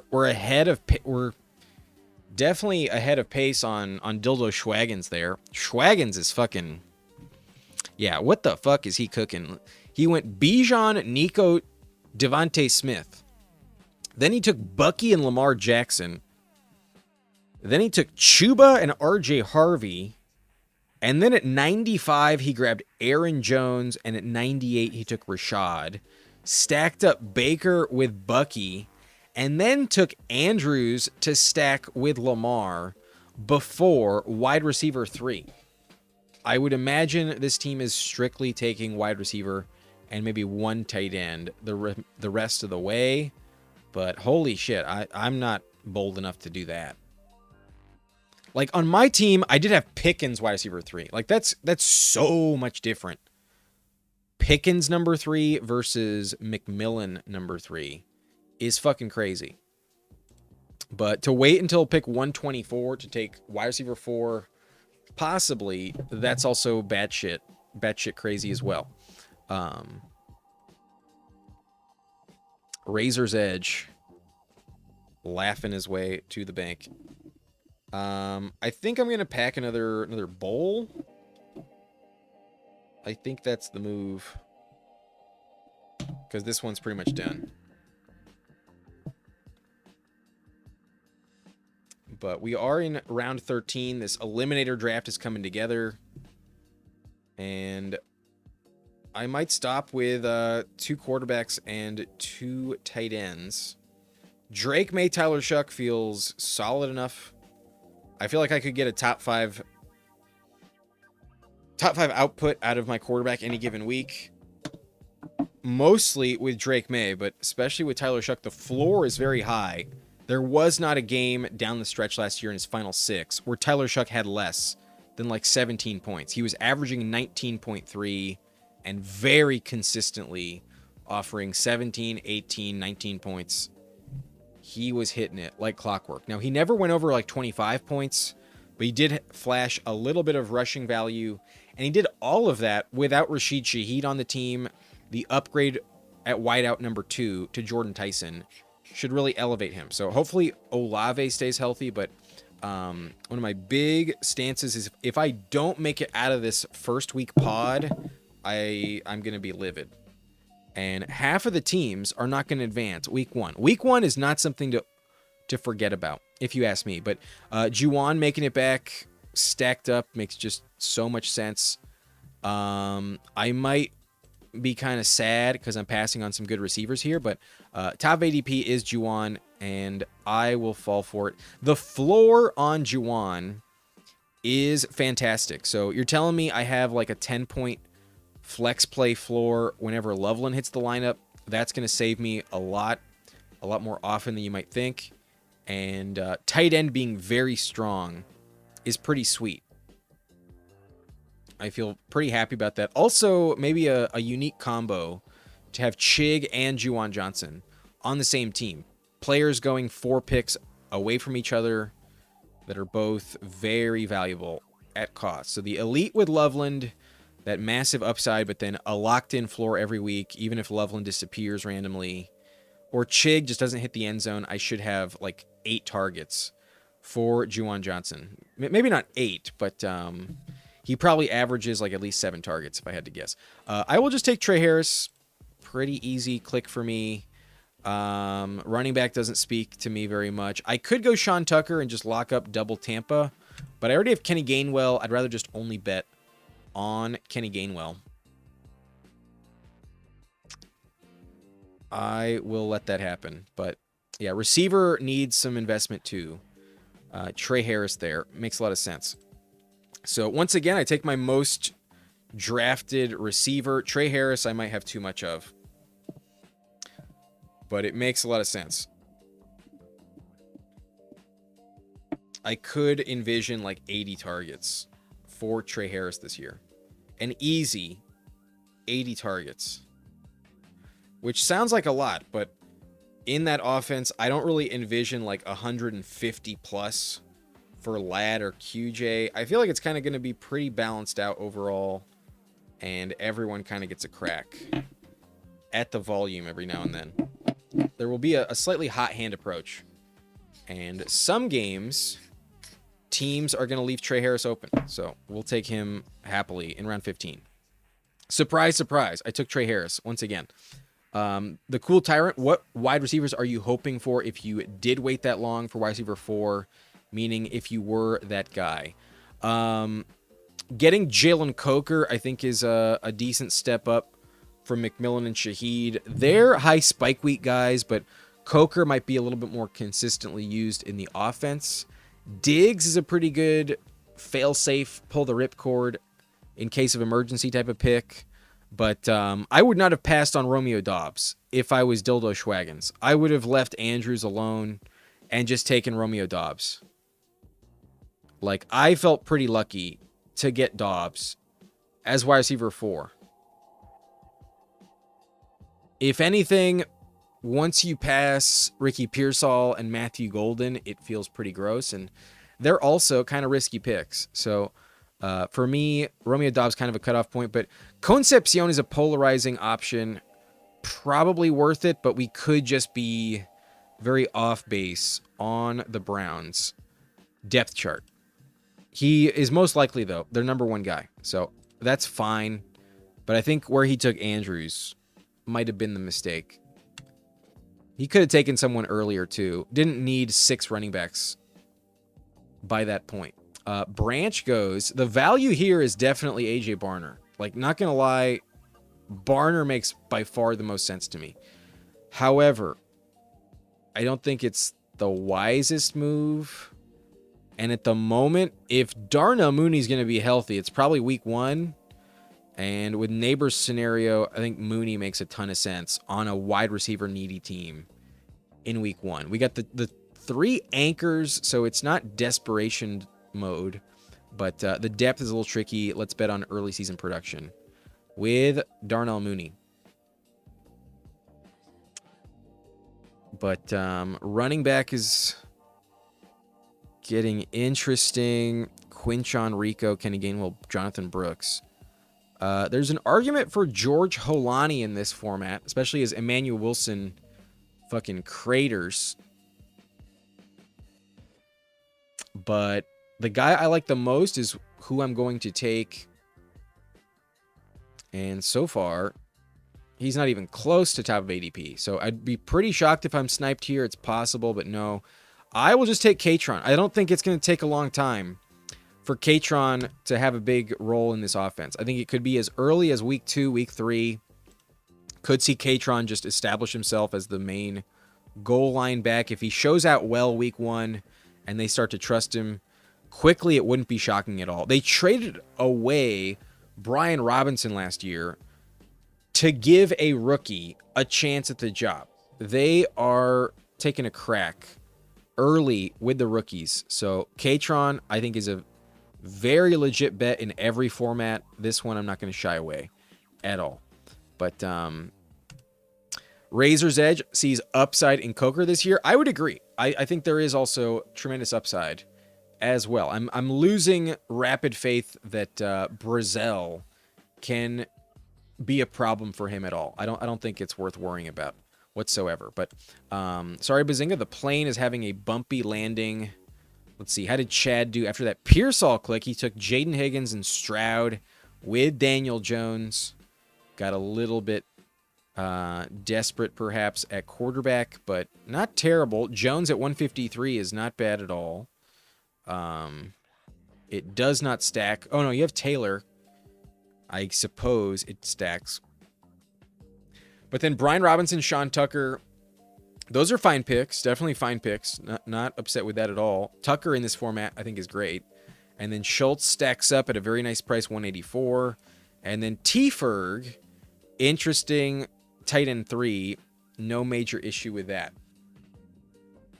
Not a problem at all. All right, so the team is coming together. I have Drake May, Tyler Shuck. I think I'm just going to call it done with those 2 QBs. Running back, we got Judkins, Rico, Kenny Gainwell, Jonathan Brooks, and Katron Allen. I could tolerate number 6, but I could also just say that this is enough. This will get the job done because I'm just right on Brooks and Katron way sooner than people think. But Puka, A.J. Brown, and Pickens, I'm willing to just bet on that. And then Dobbs, Kokert, Trey Harris, Darnell Mooney. Yeah, I'm taking a running back. I'm going to grab a running back here for sure.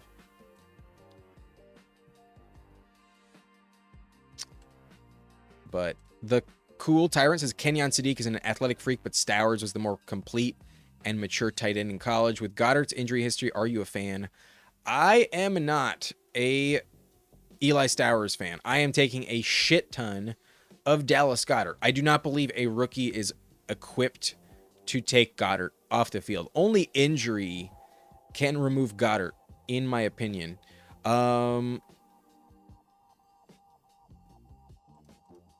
I will go Justice Hill. I could see him being a little bit more relevant beginning of the year, especially. So, I love my running back room. I have a different buy at every single click. My quarterback room is rock steady, rock solid. Drake May, Tyler Shuck. Very big fan of the Saints offense this year. Expecting a breakout. And then Drake May is just like a locked-in top 5 quarterback every week. But Quinshon Judkins holding down the fort. My RB1 getting a shit ton of volume. That's locked in. Rico Dowdle hopefully wins the job quickly, but could be behind Jalen Warren for longer than I'm expecting. That could be a dilemma, but maybe Bucky Irving is not ready week 1 and Kenny Gainwell is just a massive part of the offense immediately, so love that. And then Brooks possibly just wins the job in training camp. That's also eligible to happen. They're going to try to make it happen quickly. I think there's no reason in delaying the test on if Brooks is legit. But Katron, I also want to be investing in a lot. I did not get Rashad White on this team, so Katron I think will be the goal line back pretty quickly. And he is my RB5. I'm not counting on him right away. So will grow into his role and hopefully be a huge asset for my roster. But then Justice Hill, sometimes they start off Derrick Henry a little slow. I could see Hill get like 6 targets week 1. Possibly helps me advance out of the early pods. And probably is involved all year.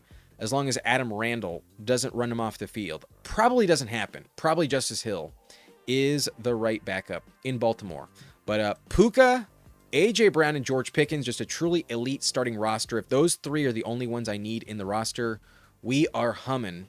We are playing very well. But I did take Dobbs with week 11. Thankfully, my other depth pieces have a different bye week every single time.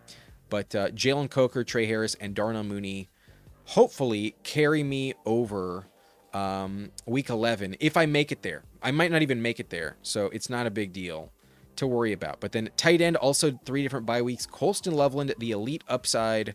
Chigokonkwo, massive value. And then the big faller on one of the safest floor plays, who also stacks up with Tyler Shuck. Love this team.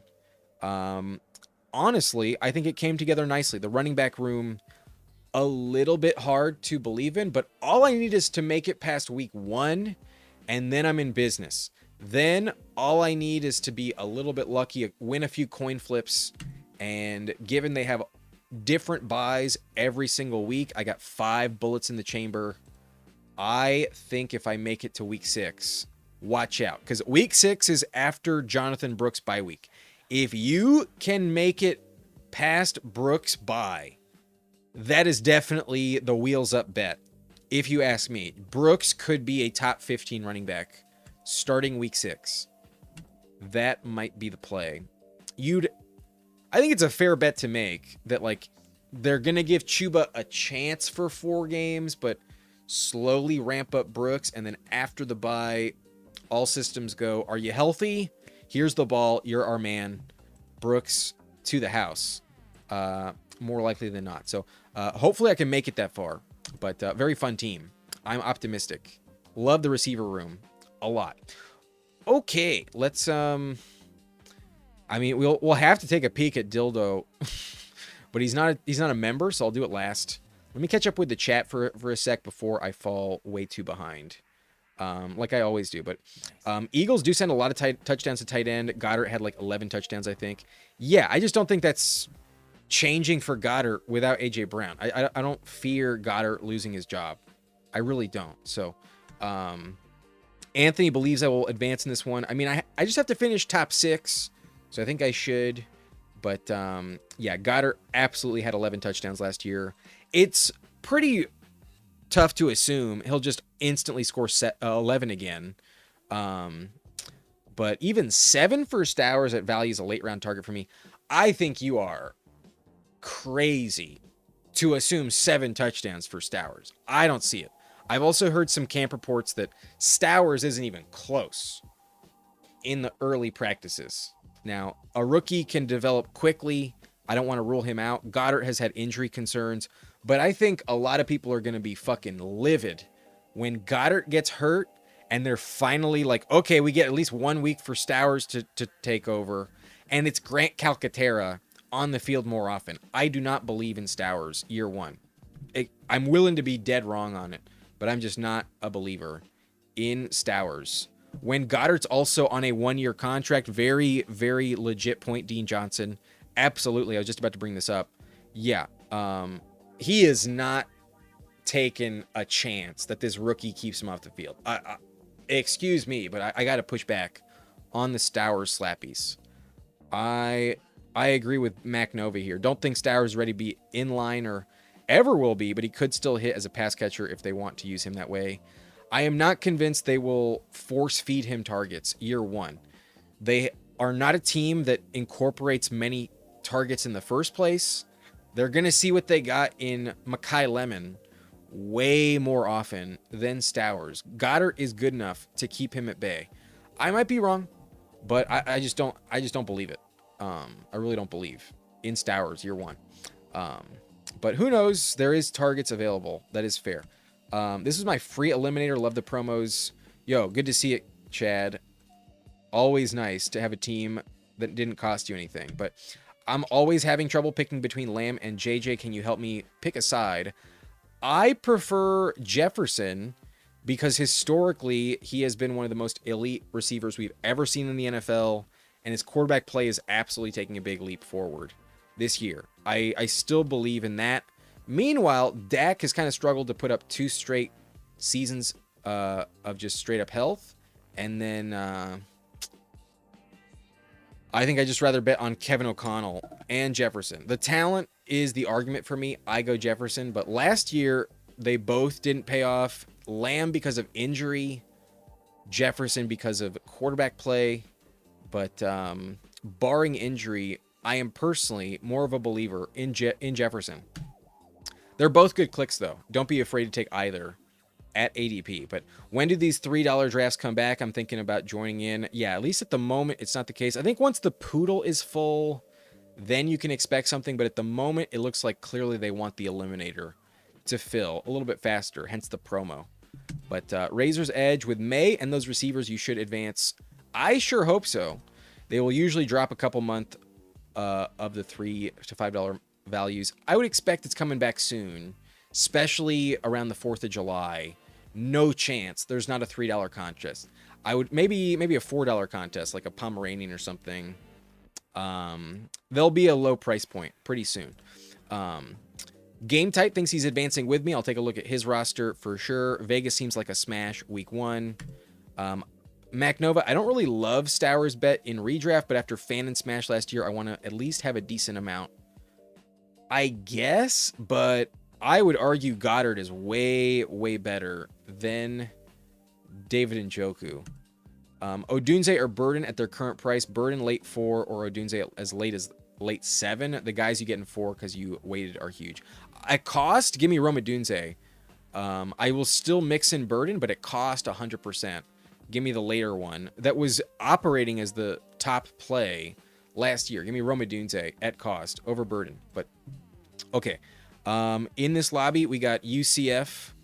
But I'm not sure if UCF is actually a member, last I recall. I have no idea, actually. So let me know, UCF, if you are. Apologies if I forgot. But for the moment, I'm going to skip it. We got Lone Wolf in the house, who I believe did become a member the other day. Fuck, I'm forgetting. Yo, Lone Wolf, please confirm if you are a member. But I know Chad is definitely a member, so let me not waste more time. Let me just get to a team I know for sure is locked into a team review. We got Burrow, CJ Stroud, and Daniel Jones. Oh, yeah, we mentioned this team already. It was pretty good when we took a look. You also added on Ted Hurst and T-Ferg. Yeah, no problems with this team, ultimately. I think the Dobbins bet is pretty legit, especially as long as he stays healthy. He should be fine. Quarterback, a little bit tricky for sure, but not terrible. And then receiver feels really strong up top. Running back with the double anchor, definitely a lot of touches. No concern there. Late bye weeks all around. And Laporta, Schultz, and Ferguson. Not bad at all. Pretty solid team. Quarterback could be a tiny bit better, but no complaints overall. Pretty good team, Niners fan. I like the balance for sure. But then Game Tight was in here. Jaden Daniels, Aaron Rodgers, Kirk Cousins, Gentry, Swift, Travion, Manungai, and Jordan Mason. Pretty okay with that. The double Chicago is fairly valuable in this. I definitely understand that. Because if one of them doesn't hit, like if Swift ever goes down or just has a bad game on the goal line, for instance, Manungai has very high upside. They can also both hit in the same week. It's that type of backfield. But then Mason, number 5, a little expensive overall for a couple risky plays, but Gentry and Swift should carry you. Pretty good floor right there.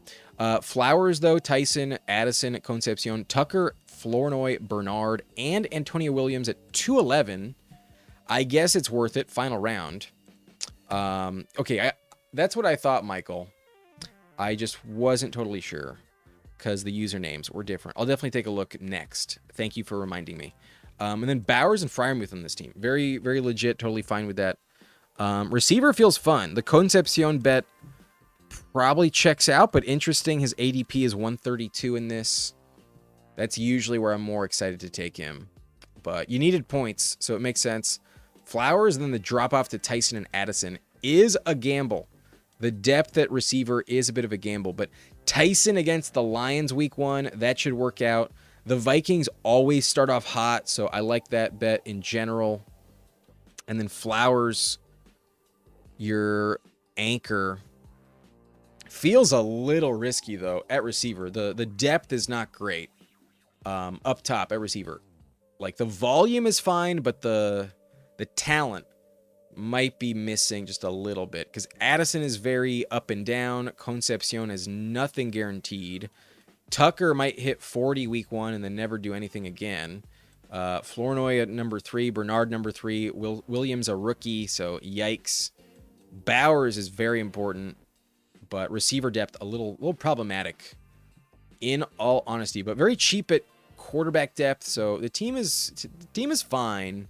I just kind of worry about receiver a little bit, but good luck. Lone Wolf also in here with Kyler, Jordan Love, and Mendoza. I'm totally fine with that level draft capital, that type of investment. Pretty sweet.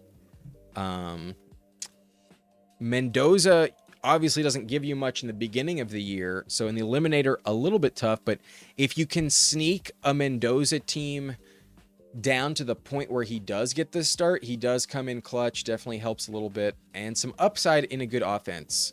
But kind of a terrible pick in a vacuum, though, because now I'm seeing you reached on him at 155. That's too early to take Mendoza in the eliminator. Not going to be the starter week 1 and possibly not until week 7 at the Jets. Good luck with Mendoza. These two, though, should be all right. Maybe not elite, though. James Cook, Jadarian Price, Tyler Algier, Mike Washington, DeMont Claiborne. Not the strongest running back room at all. Yikes. This is very risky. And then Price might also have a slow start. Rookies usually do. So I wouldn't feel good about this running back room. Not very much. Jadarian Price better fucking hit. Jefferson, Olave. Love Olave's week 1 matchup. So that's pretty fun. Detroit is amazing. Egbuka against the Bengals should be pretty lit. Christian Watson, love him in the early season, especially as Golden is not fully developed. Watson fully healthy. Love Christian Watson in this format. Also a late buy. He's pretty dope. Parker Washington should work out. 10 picks past ADP. That's a good value, but a polarizing click for some. Possibly a rough one to bet on, but we know our boy Jiri is not afraid. Dontavian Wicks, though, getting some camp hype. Interesting to wait about 100 picks to take him as your wide receiver 6, but I suppose the top 5 are good enough. You can afford it. And then Jack Betch, possibly a great pick, possibly worthless. I do not take him, to be honest. But then Tucker Kraft, Jake Ferguson, and TJ Hawkinson, that's totally fine. Definitely checks out at tight end. So good luck with running back. This is gross, capital G. But quarterback should be fine. Mendoza, though, kind of a wasted pick at 155. I'd rather use pick 155 on just one more running back and say fuck it with Mendoza entirely. That, I think, would help you a little bit more. That is my take. But, all right. In here, there's a few of y'all, but I don't believe anybody else pays for a membership. And I'm getting a little tired. We've been live for over 2 hours, so I think I'm just going to stick to our next draft. We also have 64 people watching. Just want to say thank you very much. Really appreciate all of the viewers. If you are enjoying this content, leave a like if you haven't done so already, and subscribe to the channel. We go live pretty much every single day, at least 5 nights a week, if not 6.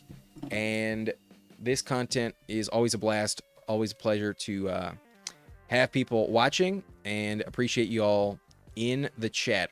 One quick reminder, if you're new to Underdog and you would like to get in on some of the drafting, some of the fun, I can offer you a pretty sweet deal. Promo code BLUNT is going to get you $50 in free bonus funds.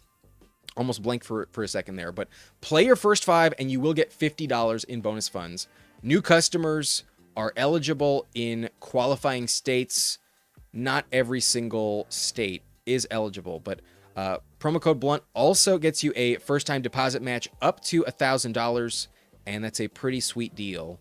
If you are interested, the link is in the description. There is also a code in the description, a link for the Fanspeak DGen Best Ball Guide. Very good value. You get 20% off, and I highly recommend checking that out. So with that, I will move on. Had to rip a couple promos, but our sponsors are very good friends of the channel. But we will do a poodle. We will hop into a poodle. I only have 8 of these left, and the contest is about 60% full. So I am definitely on pace to max this thing. That has always been my plan, and this will actually put me a little bit ahead of pace in actuality. So this is going to be our last draft of the night, and we are hopping into the poodle in 10, 9, 8, 7, 6, 5, 4, 3, 2, and 1. Vámonos, muchachos. 10 spots left. Maybe there's some of y'all in the pre-flow. Possibly. You just missed out. But let's catch up with the chat real quick. The Cool Tyrant. Burden was a burner end of season, but numbers are almost exactly the same season long. And Burden was clearly a beast end of season, but he needs volume. You would assume, though, the volume is a safe bet. With DJ Moore leaving, it's probably a pretty safe bet. I've slowly come around on Burden, because if you don't take him, you're just going to miss out. You're just going to miss the boat. His price refuses to fall into the 5th. So I just take him now and say, fuck it. I don't want 0. And the price is just expensive. It is what it is. But it makes sense. I understand it. I still think Rome is underpriced. But Shamrock, I remember last year they dropped a lot of lower entry drafts closer, about a month out from the season. Yeah, there's always a lot more casual people in late July, August especially. And I'm sure there's going to be several of those down the stretch. But good evening, Chad. Have a good evening. Appreciate it. Have a good night. peace out. But Jantara in here pulled the 101, and Julius is in here, pulled the 110. Y'all are getting team reviews. But let's take a look. Who is drafting with us? We got Jantara, the Dragon of Dojima. Not sure about him at the 102. First time I've seen that username. But then Danimal is in here again at the 103. He is on the clock at the moment. Meezer on the clock at the 104.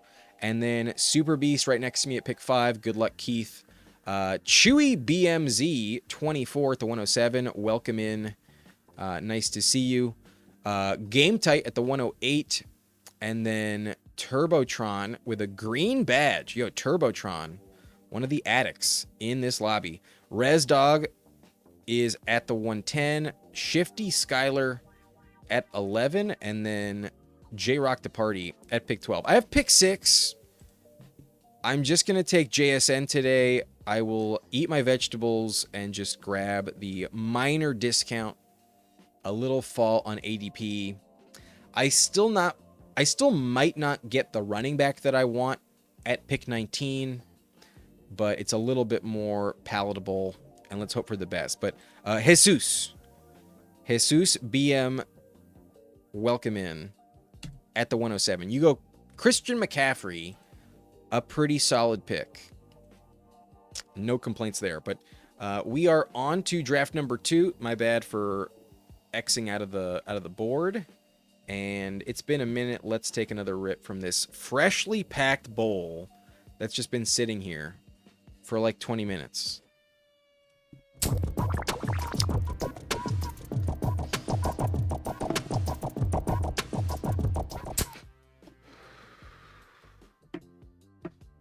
There we go. That's a real rip from the pipe. That's the type of smoke you're accustomed to seeing on this channel. A bummer that the other one got plugged. I'm gonna have to try and clean it a little bit, or just buy a new one.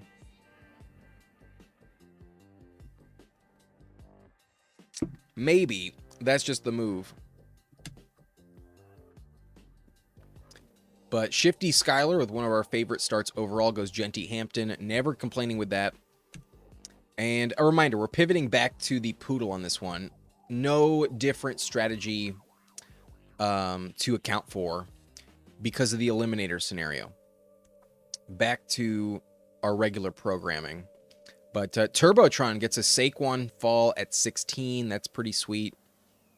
Sweet. London goes to the Jefferson drafter, game type, grabbing a receiver. I will get at least one running back here. Either Derrick Henry or Devon Achane. I'd prefer Achane because it's more unique. I have a lot more Derrick Henry shares. But Jesus takes him, and I will just, again, take my vegetables. We have a JSN Derrick Henry combo. Happy with that. I will accept my fate with that. Ultimately, I still think JSN is like a top 5, top 6 receiver. Maybe he's not even as good as Lamb, but there's no way he should fall to the second round. That is for sure. So you're not going to get buried by taking JSN. It's just structurally grabbing receiver at the 4-5 is always kind of tough. That's why I picked 4. I think took Jonathan Taylor. I think they just wanted to just move on, get a running back they like, secure a lot of volume. And it's not like Taylor has never finished as the RB1 in his career. He almost did that last season. So yeah, I get it. I understand taking Jonathan Taylor that high. You just don't feel good about the running backs in round 2.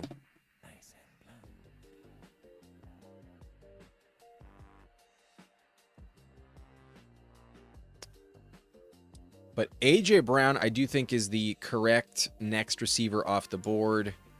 Might be more valuable than London, and also might be more valuable than several of the running backs that go ahead of him. Might actually still be very underpriced. The only reason I don't take A.J. Brown at a high clip is because of his Week 17 matchup against Pat Surtain. That's really the only reason I'm not taking him. But I grabbed him in the Eliminator. That feels good to just completely disregard Week 17 entirely.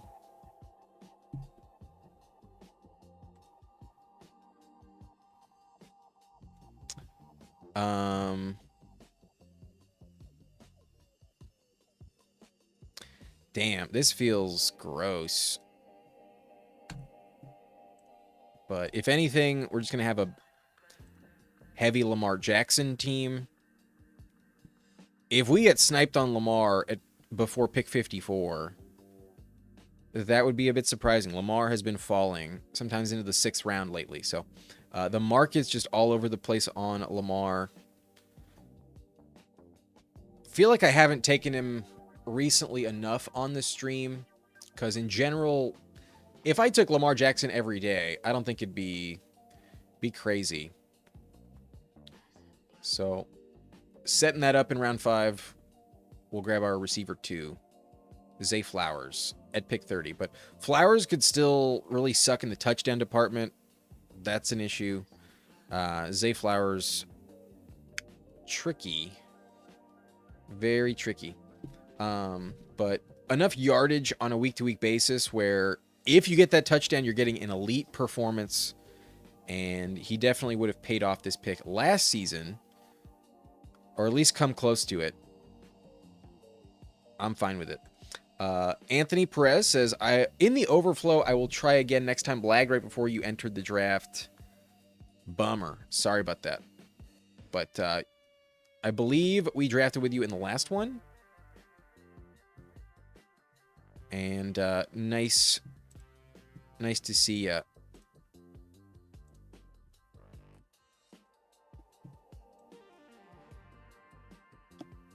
I'm going to take a look at that draft. Just because also yesterday was pretty weird. Yesterday was odd. With Rocco Jamaica. I will be on the clock here. Would have been happy to grab Scattaboo. That would have been pretty sweet. Game type does not let it happen. And then Jacobs goes. So running back is not as appealing as it could be. But the next round, the plan is to go Lamar. So if I want a running back, I got to take one here. I'm not going to. I'm just kind of accepting that I just have to take Luther Burden at ADP if I ever want him. I've been talking myself into it a little bit more lately, just because no one seems to budge that he's worth a 5th round pick. It just doesn't really happen. So I will ADP enforce. If he does fall into the 5th, he's not making it back to me at 54. I can assure you that. Maybe some of you guys pass in the 4th, but there's no way 5 different drafters pass a second time on Burden in the 5th. Everyone's just gonna be like, oh, well, I never take him, but in the 5th, why not? So that's just what's gonna happen. There's no fucking chance I get Burden to make it back.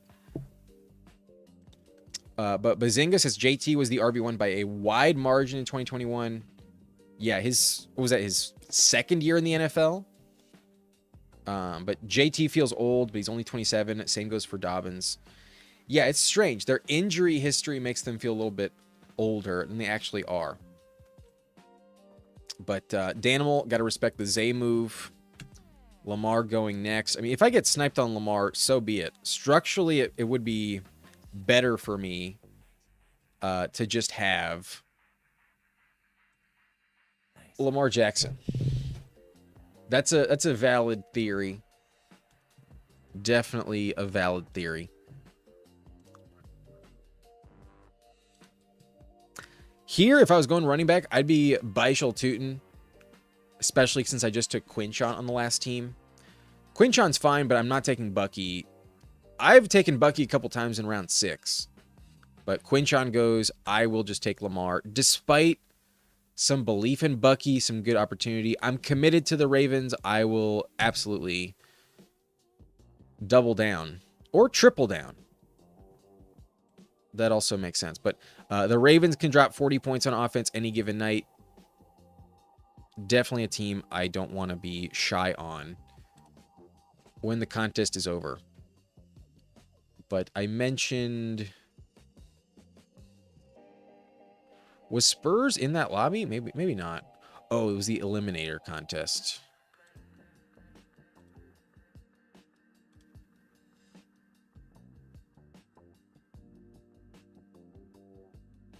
I don't think Spurs made it in either of those lobbies, actually. I don't see you at all.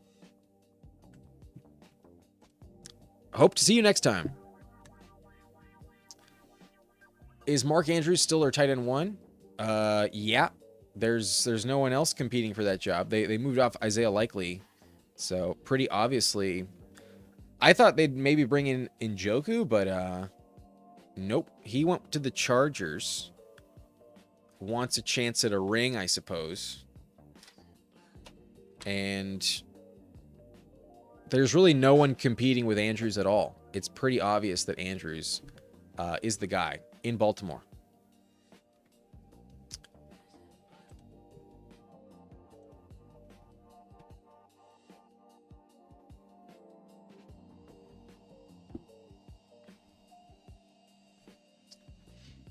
So Bucky Irving goes to the Jacobs drafter. It's funny. I've noticed the Jacobs drafter very often pairs him with the Bucky team. Like, they're not always together, but I have noticed they're together quite often.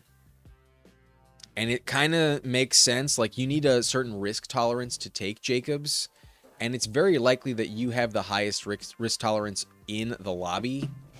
And therefore, you just wind up with him. But if Jesus goes Tyler Warren, I'd be kind of shocked. I think he's going to pass on Tyler Warren, which would be a perfect bet for me here. Don't love the receivers. He has McBride. He goes Burrow. Fuck yeah. Tyler Warren, come on down. Love the Tyler Warren bet, especially past ADP. He's been moving up lately, so to mix him in the middle feels pretty valuable. Oh, and even better, the Bowers drafter, Danimal, also took Loveland. So that punches up the value of the other elite tight ends just because of the nature of how you address the position. Other teams will be more inclined to grab them above ADP later when they're getting their second or third and they feel a little bit behind at the position. So I've been wanting to mix in a few more elite tight end builds, teams that can stop at 2 tight ends. I mentioned that earlier today with Steve on the Fanspeak Network. And one of the guys that I think could really crush is pretty obviously Tyler Warren. Like, when you really think about it, the argument for Tyler Warren versus Colston Loveland, like, yeah, I get that Loveland is probably a more compelling best ball selection. But, like, as an advance piece, last year Tyler Warren was way, way more consistent. The volume is just a lock. If you're worried about Alec Pierce at all, then Warren is the main benefactor. But just the nature of losing Michael Pittman, so much volume is guaranteed for Tyler Warren. He led the position, at least he was top 5 in terms of like total targets. And last year he had 112. I think that's going to jump to at least 140, maybe even more. So 1,000 yards is not impossible for Tyler Warren. He also had a rushing touchdown. He is a tremendous athlete. 150 points is what he scored last year. I think that's the bare minimum. I wouldn't be shocked if Tyler Warren outscored Trey McBride. Legitimately wouldn't be shocked if that happened. I really wish I could take Tony Pollard here. He is off the board. So this might be the day I mix in Jaylen Warren, but kind of want to double down on Alec Pierce and the Colts offense. I am not afraid of Alec Pierce. I do not believe that he will really miss much time. I think the Colts were well aware of the injury situation, and I don't think they would have paid him the contract without doing their due diligence. So Alec Pierce has been moving down the board. There's a chance he makes it back to 91, but at ADP, I think the recent fall is far enough. I'll take him here, especially with the correlating bet on Indy. I do have a lot of Week 13 buys, though. That is something to keep in mind. Derrick Henry, Zay Flowers, and Lamar, all on buy in Week 13, and so are the Colts with Tyler Warren and Alec Pierce. I'm obviously setting up a Daniel Jones pick. So that's something to be mindful of. Possibly I can't overload too much. However, every single pick other than Flowers and Pierce is at a different position on the team. So starting roster can still balance itself out. 1 week without them is fine. All right, this is a pretty compelling roster. We have the anchor running back strategy with the double elite onesie, Lamar Jackson and Tyler Warren. And then our 4 receivers. No issue with this. Jackson Smith and Jigba, a top 5 receiver, barring an injury. Zay Flowers should repeat as a top 15 option, more likely than not. And he is stacked. Luther Burden with the breakout. Let's just believe Ben Johnson and take his financial advice. He told us to invest in Luther Burden stock. Publicly, he said this at a press conference. I'm just going to believe him. I'll take Luther Burden. Alec Pierce at 78 feels very appropriate with the bet on Tyler Warren. We are committing to the Colts, who have a very narrow target share. Very narrow. If you heard that, my cat just knocked down my pipe. Thankfully, it did not shatter on the ground. But is this going to be a true anchor? I haven't taken Godwin today, and he's on the thumbnail. He's on the motherfucking thumbnail. I'll go Chris Godwin, and now we can like really indulge ourselves on like slappy clicks at running back. Maybe this is a 7 running back team. With Godwin as wide receiver 5, we can definitely tolerate that. I'll probably stop at 7. If I take one more in the next round, I'll stop at 6. And who knows? Maybe that's the way. Maybe that's the move. Take our last receiver in the next round and just call it done. I've been wanting to take a 6 receiver team. Maybe today is the day we do it. In the Poodle, just bet on Derrick Henry, Lamar, and maybe I do that. Shamrock says Jalen Waddle or Cortland Sutton as Denver's wide receiver 1. Absolutely Jalen Waddle. 100% Jalen Waddle. Maybe not much younger, but significantly younger. Draft capital in the form of a first-round pick traded to another team, plus the contract extension. Jalen Waddle all day. Yeah, better fucking be.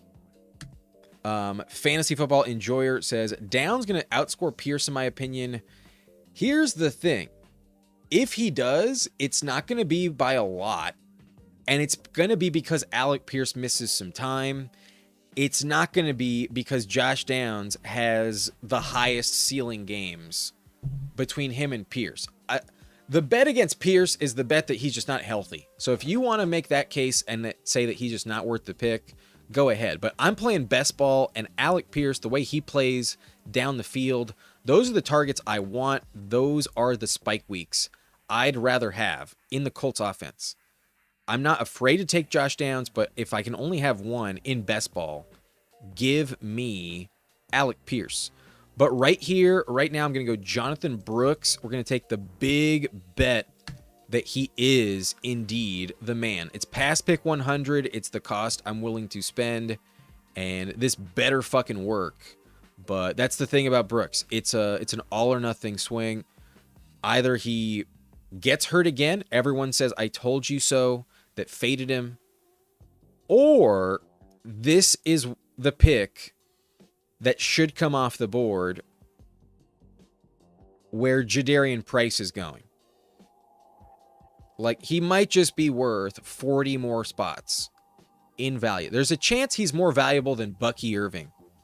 There's a chance he's more valuable than Travion Henderson. This is the type of team that says that is the bet on Brooks. We waited on RB2 for a reason, because nobody ranked above him that came off the board was actually more valuable. Hopefully, we'll see what happens though. But thank you, Anthony. Hopefully, I'm right. I I just think Downs is the guy you want, high floor, high ceiling to me. The ceiling has never been truly elite, but I think I could be underestimating the amount of like 17-point games. I like him a little bit more in full PPR than I do half PPR. I think in redraft, that is a much better call. I think if you can only draft one of the two in redraft in season long when you have to manage it and decide who to start, I think you probably have the right side of the argument there. But I do think some people are overreacting to Alec Pierce's injury concern, and 27 million might not mean what it once meant in terms of free agent contracts. Like DK Metcalf got over 30 million and he's going one pick sooner. But Alec Pierce got fucking paid. He also can hit 25 more often. But yeah, we'll see at the end of the year. We will see. Stafford makes it back, unstacked though. I think I'm just going to grab Rachaad White. I was really optimistic that Rachaad would circle back. I think this is a bit of a gift, honestly, to wind up with Rachaad as RB3. Now, I fucking killed this. To still have Rachaad, we're in great shape because I can still go 7 RBs if I want. I can still grab a ton of depth. I'm definitely taking 6, but with 7 and Rachaad White on the team, this team I think is cooking. No worries. I'm going to be wrong on a bunch of stuff.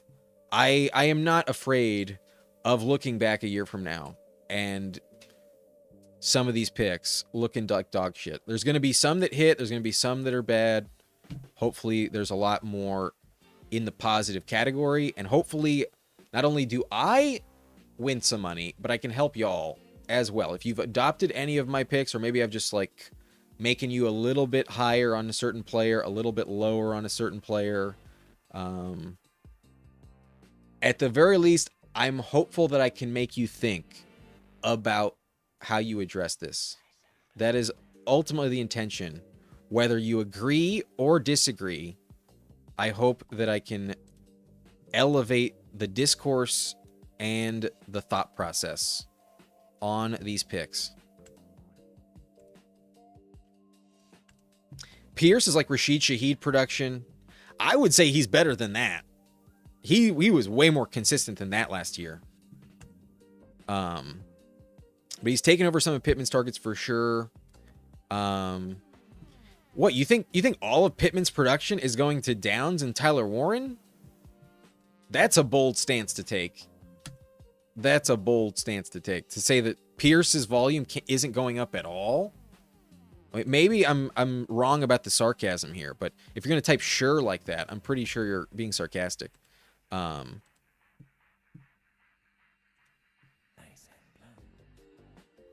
Andrews would make a lot of sense. It's another week 13 bye, though, so never mind. Kelsey is just more valuable straight up. I'm not taking JCM, that's for sure. I would have gone C-Rod, but I'm not taking JCM. Just give me Travis motherfucking Kelsey. Love his week 17 matchup. Tyler Warren, Travis Kelsey. I can stop there. We will figure out quarterback as well. We have Lamar Jackson. No concern on quarterback, despite missing the boat potentially. I needed Rachaad. I needed Brooks a lot more. There's some valuable quarterbacks in this pocket, but this team is in great shape so far. Darnold still a stacking partner. Baker went at 111. He was never really eligible. And then there's also Daniel Jones.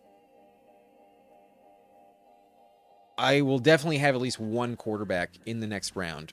The Josh Downs drafter is on the clock. If he wants him, if J-Rock Departy intends on having Daniel Jones on the team, has to take him now, but goes Cam Ward. So with nobody else invested in the Colts, I think I can pass if I choose to, but maybe I'm wrong about that. I'm not the only team with only one quarterback, actually. I have one quarterback. Super Beast only has one QB. The Dragon at pick 2 only has one QB. And then Jantara at the bookend also only has one quarterback. The ADP is gross. I could easily predict 4 quarterbacks off the board before my next pick. I don't think Daniel Jones is going to make it back in this lobby. I don't think so. So, Darnold is not that exciting in the first place. The problem, though, is that Daniel Jones has a Week 13 bye. That is the issue. That is the same as Lamar. But I think this team is definitely built out for an Alec Pierce, Tyler Warren, Daniel Jones stack, more so than just taking Sam Darnold. And last year, in terms of points, Daniel Jones had a much higher ceiling. Much, much higher. Let's go with Daniel Jones.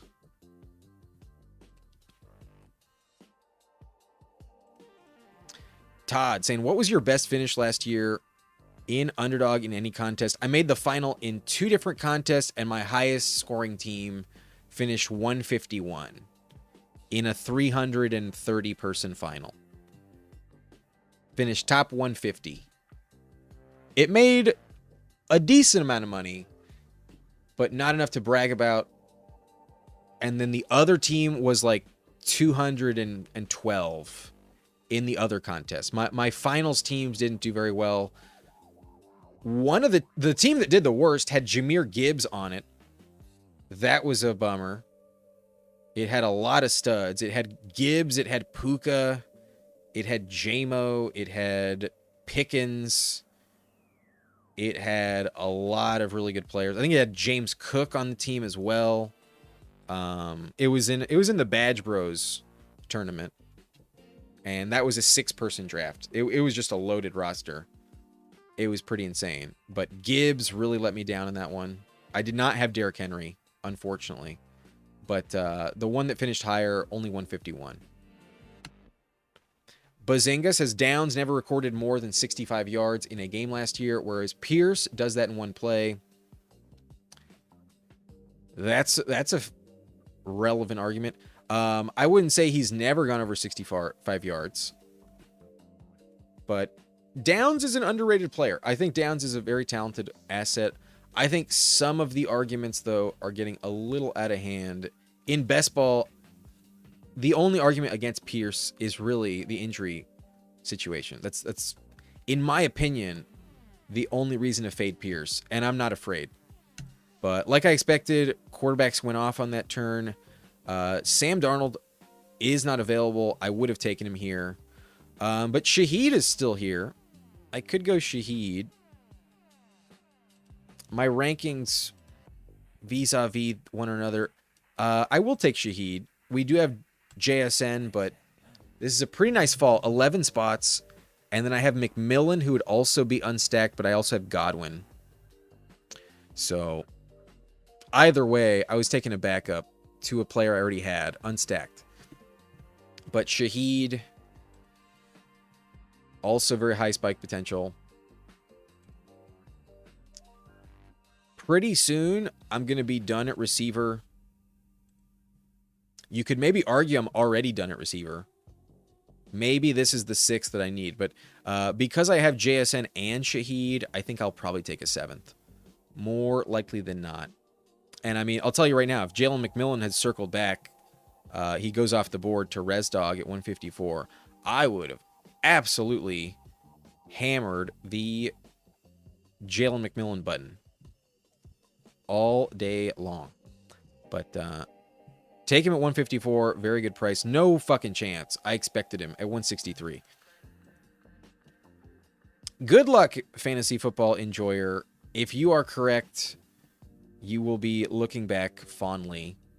But you may be way too delusional as well. You could also be way above your skis. I just remember Pierce had a lot of spike weeks, but I guess with Pittman gone,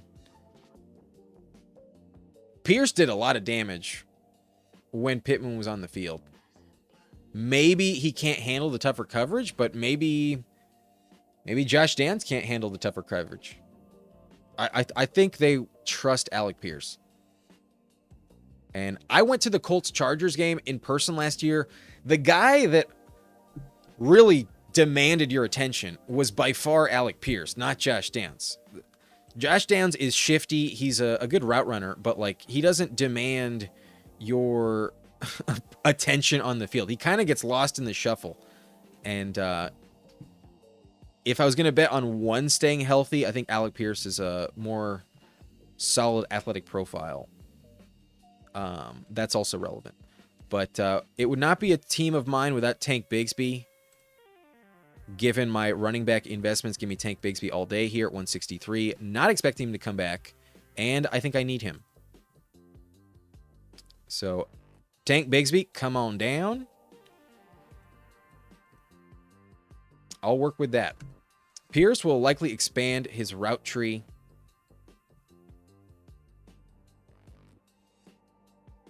I'm just going to fall back on the contract. The contract is definitely worth a bet. But Ayuk in the house. What's up? How we doing? I hope you sign with your Commanders, Ayuk. But you're going to be in the dungeon until late August. Shanahan is not going to relent. That's for sure. He has some spikes.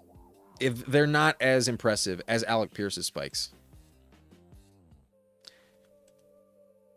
Maybe you're just delusional, fantasy football enjoyer. Maybe it's just really late at night and you are a little bit sauced. Maybe there's some sleep deprivation going on. Who knows? Downs never won downfield. Love that there's an argument happening, though, at 11 p.m. Pacific time.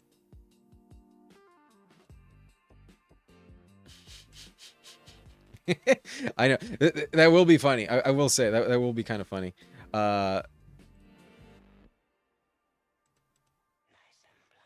Love some McMillan this year. Think he actually starts at the X.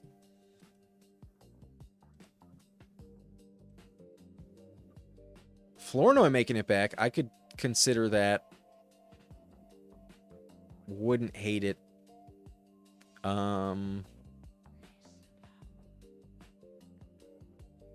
Damn, running back got fucking dry, didn't it?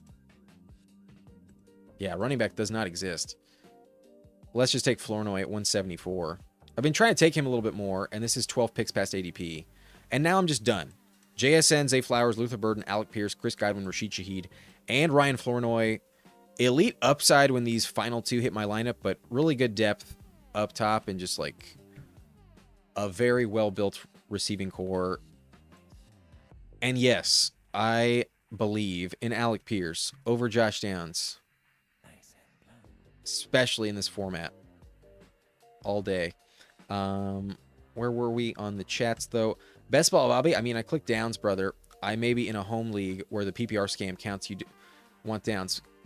Yeah, in PPR, it's a different conversation, but this is half PPR. The targets will be there, but I want downfield action, and it will more often go to Alec Pierce. Yeah, there's a chance that both of us are wrong.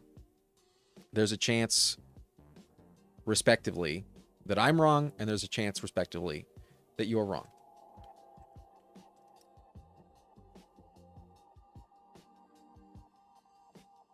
This is a fair point, but I think both of them being projected to take a leap is pretty fair. And last year, the guy you wanted was definitely Alec Pierce. But yeah, I'm more on this side of the fence in terms of like overall volume going in a certain direction and just like really skyrocketing a player. I respect Downs. He's a good click. I think Alec Pierce is a very good click as he's gotten less expensive. And then Tyler Warren is just more likely a very, very good click and should probably be going closer to Colston Loveland. I don't think the gap between him and Loveland is worth 2 full rounds.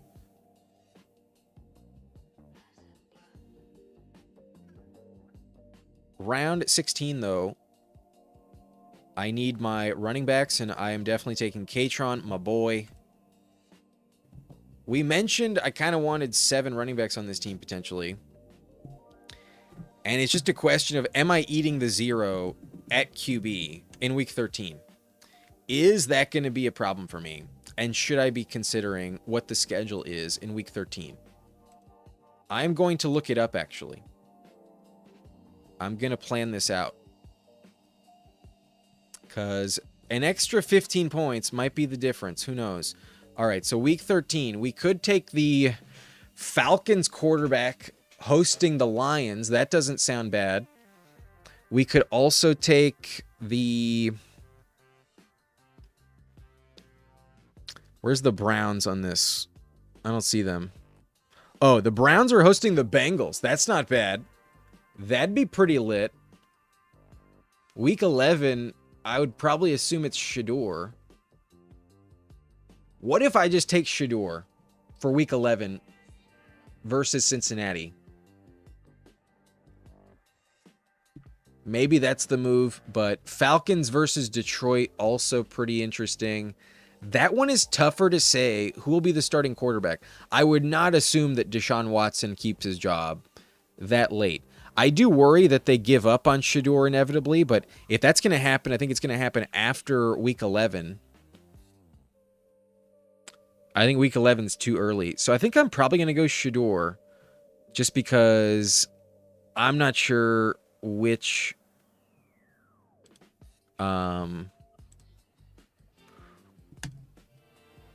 Falcons quarterback to take. The Bengals defense also like atrocious against the quarterback position. They're pretty fucking bad. So I'll advertise it. If you want to snipe me on Shador, be my guest. I would love an excuse to not take him.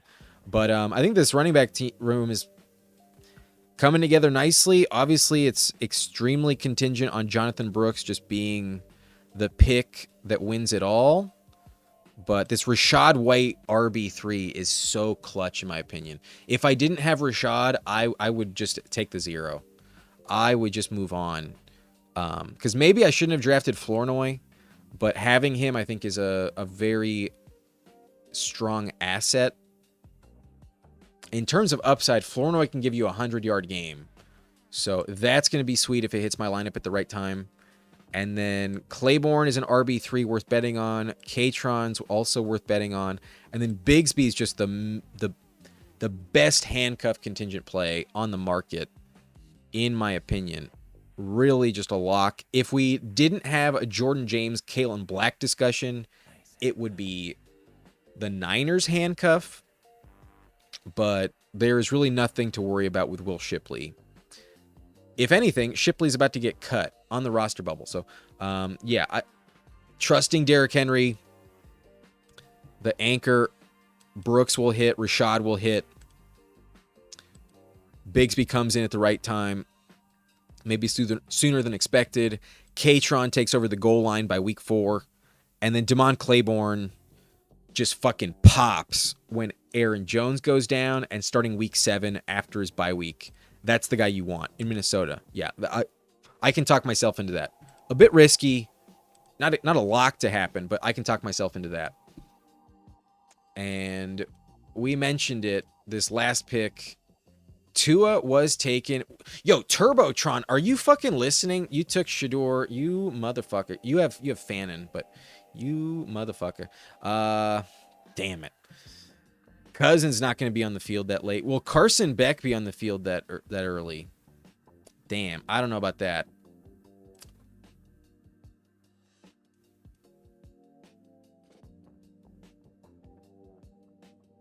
Michael Penix, come on down. I have to. I have to. Turbotron, though, killing me. Who the fuck did he have? Jaden Goff and Shador. Yo, fuck you. Fannin at 112. That's a bummer.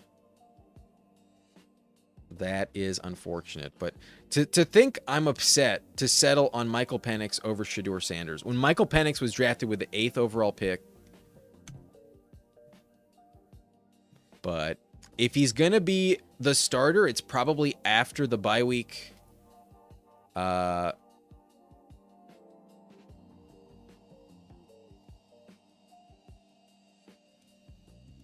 It's not the worst bet. And if he is on the field versus Detroit, it's worth a shot. But Carson Beck probably not on the field until after his bye week. Probably not the best bet.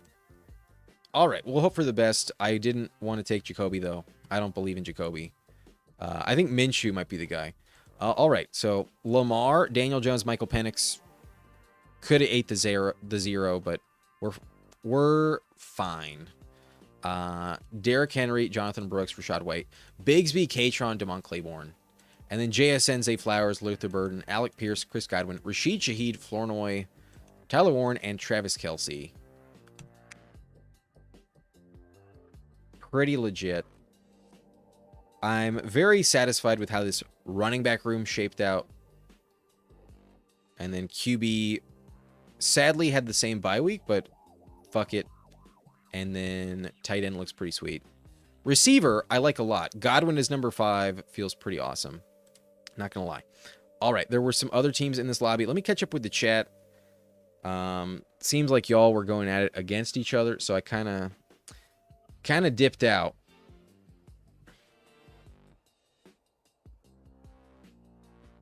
I think I'm going to glaze over some of the back and forth between Mr. Enjoyer and Best Ball Bobby.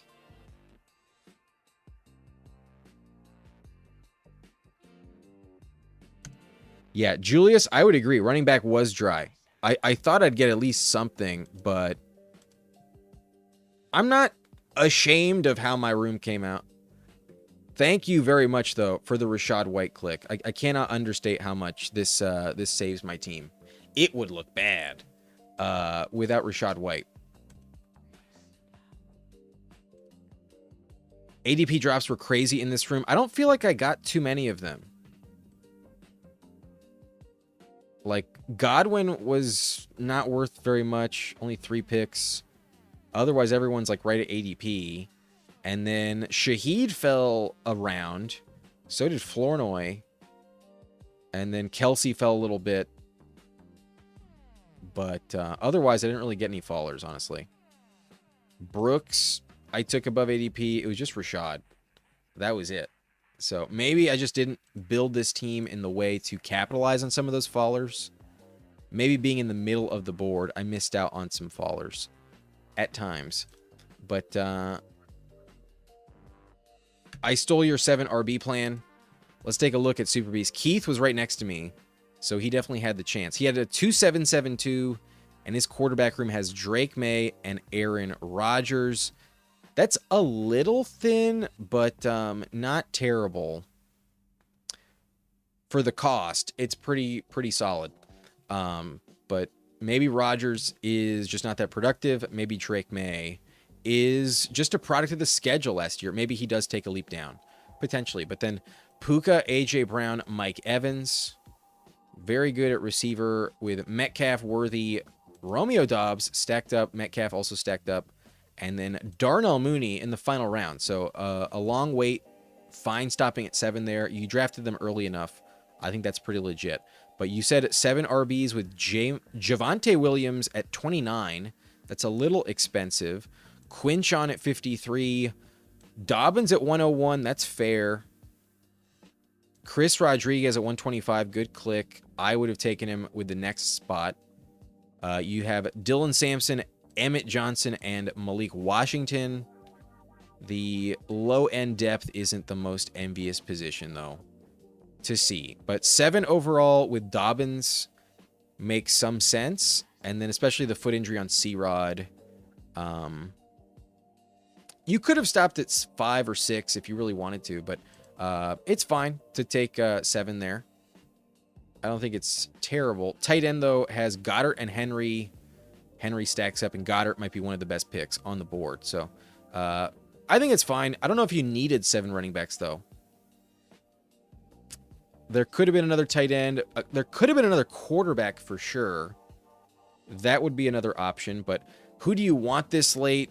It would have had to been someone you take above Aaron Rodgers, probably. And for the cost, that's just not what you were inclined to do. And that's fair. I can respect that. So not a bad team at all. Good luck with the Drake May. AJ Brown stack, as always. good luck. But we are coming to a close, Jerry. We are nearly done.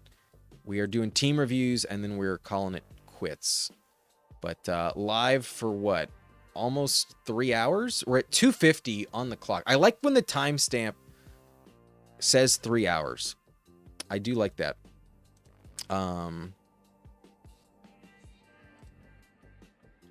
Who else was in here? Danimal was in here, but Jantara also in here. Jesus was in here. Same with Game Tight. And then Resdog and J-Rock the Party. I'll take a look at everyone's team before I go. Brock Purdy, CJ Stroud, and Mendoza. That's fine.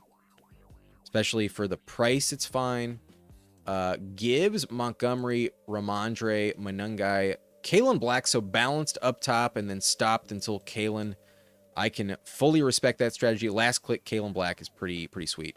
But Jerry, I'll keep it rolling for you. Just got home from work and firing up the stream in 30 minutes. Nice, Jerry. Yo, definitely I will link it when it is set. Good to know, Jerry. Awesome nightcap. If anyone hasn't checked out Jerry Football, I highly recommend. Friend of the channel. Has been on the channel several times. Was on pretty late on the 10-hour live stream. Helped me close it out when I was on mushrooms. Nico Collins, Rashi Rice, Jalen Waddle, Makai Lemon, Wandale Robinson, Trey Tucker, and Dejon Stribling. Really good top three. Wandale comes in nicely. Trey Tucker, a good click. And then Stribling is possibly very, very bad, but also possibly very good. Stribling does have elite upside in the best case scenario. And then Kittle, Freiermuth, and Tonjes, the double Niners with Brock Purdy. Totally fine with that. And you don't have any other wide receiver, so totally justified with Stribling. Yeah. Good stacking strategy, in all honesty. But then I don't love Stroud, but with Nico, it makes more sense. You also have Monty, so there's just the inherent bet. Yeah, balanced team. I got no complaints on this one, honestly. I'm not in love with the quarterback takes. I don't really like to be stuck with Stroud as QB2. So that's really the only instance of, like, yuck. But that's just part of the strategy. That just comes with waiting on quarterback and how everything else went. Maybe I'm not dying to take Ramondre there. I might take someone other than Manungai, but I still take Manungai myself. I don't hate it, especially RB4. It's pretty interesting. But maybe if I were doing something differently, I would go Swift or Tony Pollard. If Pollard was available there, I prefer Pollard myself. But yeah, good receiving room. Fun tight end. Pretty dope. Okay. Danimal in here. I think the only other team review, though, that is paid for is Game Tight, though. Let's do Game Tight first. That's just how it goes. John Tara says Pollard was not, sadly. Yeah, that's unfortunate. I would have loved Pollard myself. I remember he was not available in the 7th. So, very fair. Pollard should be moving up, in all honesty.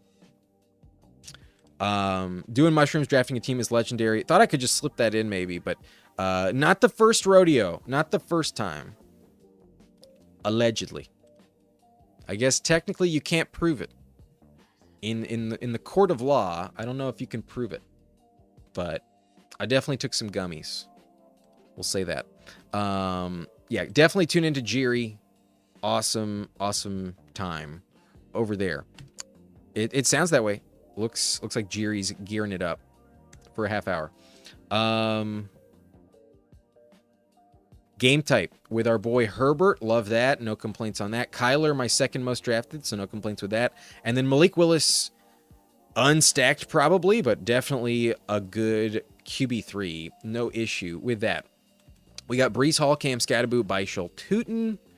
Fun RB room, despite my lack of excitement on Breece. Still, he could be legitimately less valuable than both Scatterboot and Tootin. He could be your RB3 in this team, but Scatterboot could be just elite. And then Tootin possibly scores like 15 touchdowns. Probably not, but possibly. Isaiah Pacheco, Braylon Allen, and Jalen Wright. At cost, Pacheco at 161 is more palatable, but could still not be worth that price in all honesty. And then Braylon with Brees sounds even more disgusting. Jalen Wright is pretty worthless. So not in love with the depth on this one, but up top, it's interesting. I would not say it's great though, because I'm not a fan of Brees Hall. Even at pick 32, it's a little gross. The only reason to take him is because he fell. But legitimately, he should fall into the 4th round. Like, that's my honest take on Brees. He goes a full round too high, in my opinion. Jefferson, Drake London, Marvin Harrison, never in love with that. But Addison, double stacking Kyler, Ricky Pearsall, and then A.D. Mitchell. So only 6. I do not like having only 6 with Marvin Harrison. Don't feel good enough in this situation. And then obviously the Jets, you can hype up anyone on the Jets and it's just worthless in the end of the day. I'm quickly off of A.D. Mitchell following the Geno Smith drama. I'm very quickly not going to take A.D. Mitchell myself. But Isaiah Likely, Oronde Gadsden, and T.J. Hawkinson, elite upside, and then maybe the breakout that is stacked up. You have all 3 Vikings. Pretty solid, but like I said, a little tricky in terms of running back depth. Might have too much at quarterback to justify only 6 wideouts. I think I want a 7th receiver, and might as well just not draft Jalen Wright, or maybe just not draft TJ Hawkinson. That I think is what I would change. But I think Malik Willis there is fine. Possibly the luxury pick. That is unnecessary, though. Possibly not that important. Especially with the same bye week as Kyler. He might not crack the lineup anywhere near enough to be worth that pick. Good luck, game tight. As always, pleasure drafting with you. We mentioned Danimal. We'll take a look. Caleb, Stafford, Jeremiah Love, Tony Pollard. This is where Pollard went. Pick 70 is appropriate. Algier at 147. He felt the pressure. Damn. That falls off fast. Both Cardinals and then both Titans, Tony Pollard and Tajay. That does not look like a confident approach at all. And then there's still 4 more. Yikes. We got B-Rob, Ray Davis, Jaden Blue, and Justice Hill.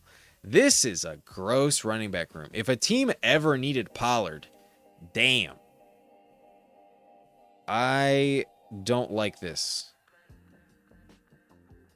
I only like the Pollard click. Everything else is yikes. I mean, Brian Robinson, I guess, is okay, but like with 8 of them, yikes. Jamar Chase, Devontae Adams, Pittman, Michael Wilson, Stephon Diggs, and Travis Hunter stopping at 6. Whew. Okay, Bowers and Loveland. Yeah, there it is. There it is. Nope, not a surprise. No, thank you. What a price to pay. Loveland better hit the fucking flex every team. Holy shit. Holy shit, Danimal. Sorry to laugh, but like, what the fuck is going on here? Holy shit.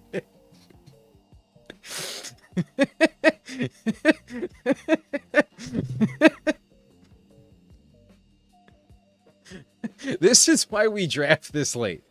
This is we want to be in a lobby like this. Holy shit.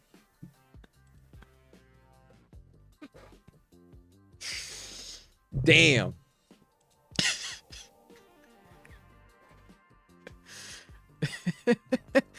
Fuck. Like, when I saw Caleb and Stafford you kind of had me. Like, it was like, okay, fine. Like, I really didn't expect what we're gonna see here, but like, damn. Okay. This is a fun team. All right, appreciate your donation, Danimal. Thank you very much. Whew. I know, right? What if this is the team that takes it all down? What if this is the team that says I told you so?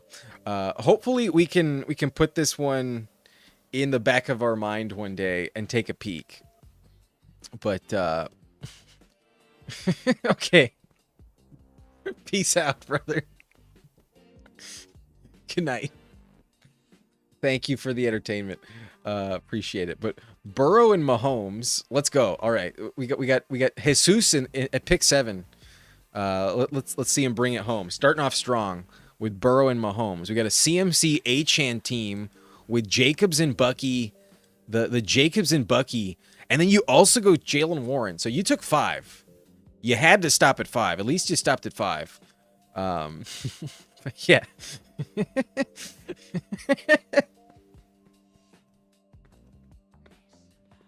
That team was for the record books. Okay. Woo. Let's see what this running back room cost you, because holy shit, this could be gross. Jacoby Myers.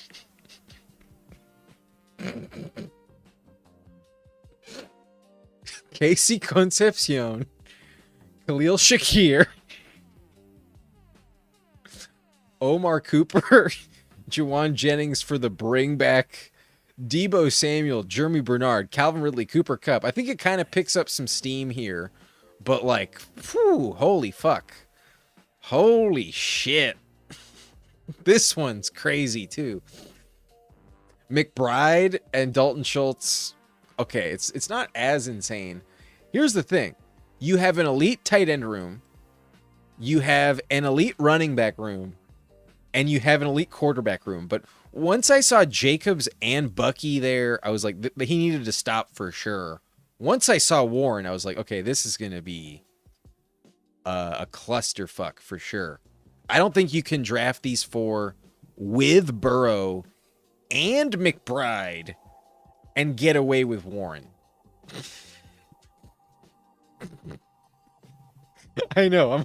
I'm a little bit shocked myself. This shit is fucking crazy. Yo, if these are the 2 teams that advance, like, then I know nothing. If these are the 2 teams that make it out of this pod, that'll be fucking awesome. But like, yo, late night EV is where it's at. Because this I don't think I would ever review a team like this if I was streaming at like noon. This isn't even the craziest team in the fucking lobby. This is some fun times in late June. But we're not done. We got Rezdog and J-Rock in here. Dak and Baker, Chase Brown, Jadarian, RJ Harvey, Kenny Gainwell, and Keaton Mitchell. You know, the expensive click on Keaton could still pay off. I think in totality, I think it kind of checks out. I would say Price and Harvey with Keaton are kind of scary, but I love the Chase Brown and Gainwell click. And then to just have 5 done by 135 is typically a solid approach on Underdog. So let's not judge it just yet.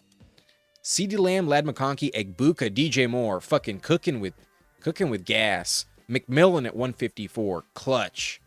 Trey Harris, love it. Malik Washington, solid, not impressive, but solid. Dontavian Wicks, worth the bet. Wide receiver 8. Let's go. Receiver room, fucking awesome. And then tight end with Ferguson stacked up. AJ Barner, love his value. Going way too late. Based on the touchdowns last year, going a little too late. And then Njoku here does not stack up with Herbert. Like, I almost forgot. I feel like this team had Herbert, but no, you just like the Chargers, and it's a wise bet. Yeah, this team is pretty good.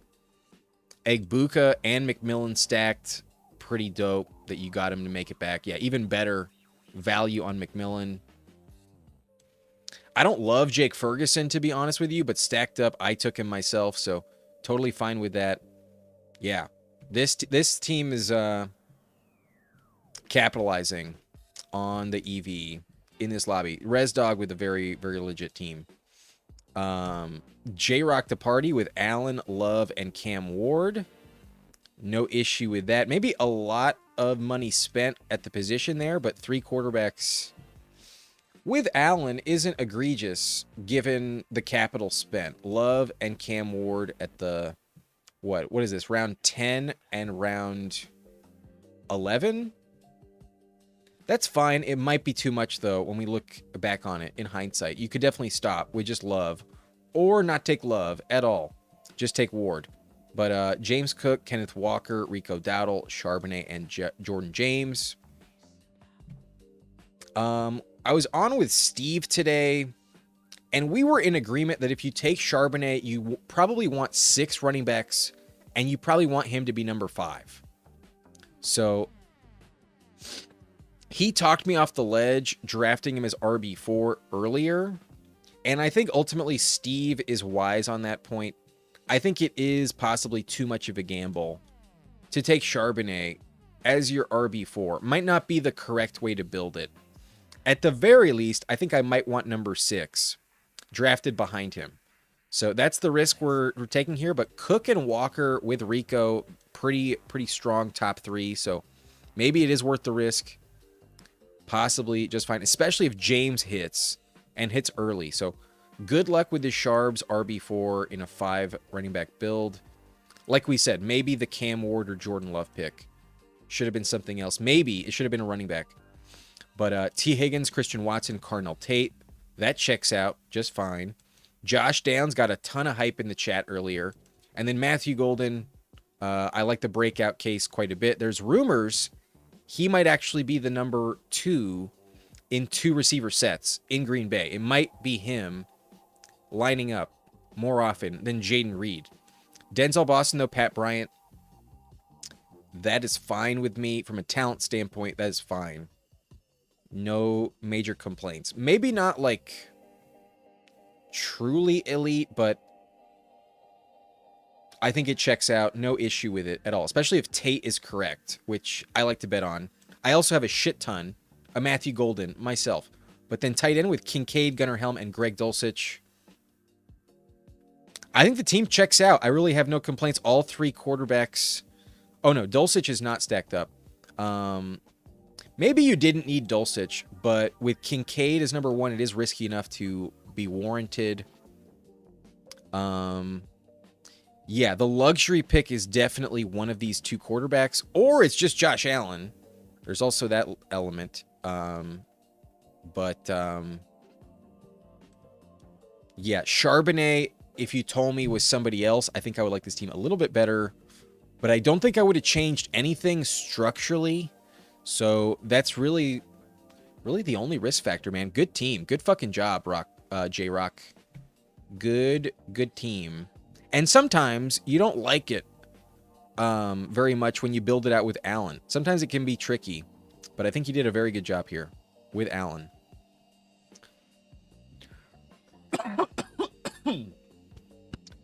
Excuse me. I believe that's going to be it on the team reviews. That was a fun time. I enjoyed myself. I hope you guys did too. Am I missing someone? I don't think so. Turbotron might have sniped me if he was watching, but I doubt it. I have no idea. He never said anything. So we're not going to review the team, but I do want to take a look at Danimal's team one more time. Holy shit. Caleb and Stafford. Jeremiah Love, Tony Pollard, Tyler Algier, Tyjae Spears. So if James Conner and Nick Singleton are the guys you need, the Lord has cursed you with 1,000 plagues. Brian Robinson, though, maybe Bijan is getting hurt this year. Ray Davis, maybe James Cook goes down as well. Maybe Javonte Williams probably getting hurt as well because you know this team is just going to crush. And then I guess you shouldn't draft Derrick Henry because Justice Hill is the man. But then Jamar Chase started off strong. Adams definitely feels good. But then Pittman at number 3 always starts to feel a little weak. Wilson is number 4. Best of luck to you. Diggs at 5 should work, but also is old, could just get hurt and suck. I still believe in them, though. I'm willing to take him 10 picks above ADP.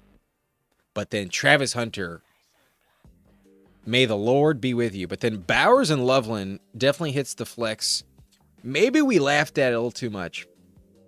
Maybe I was just feeling a bit loopy this late into the stream, but yikes. Running back is just fucking disgusting. All right. Okay.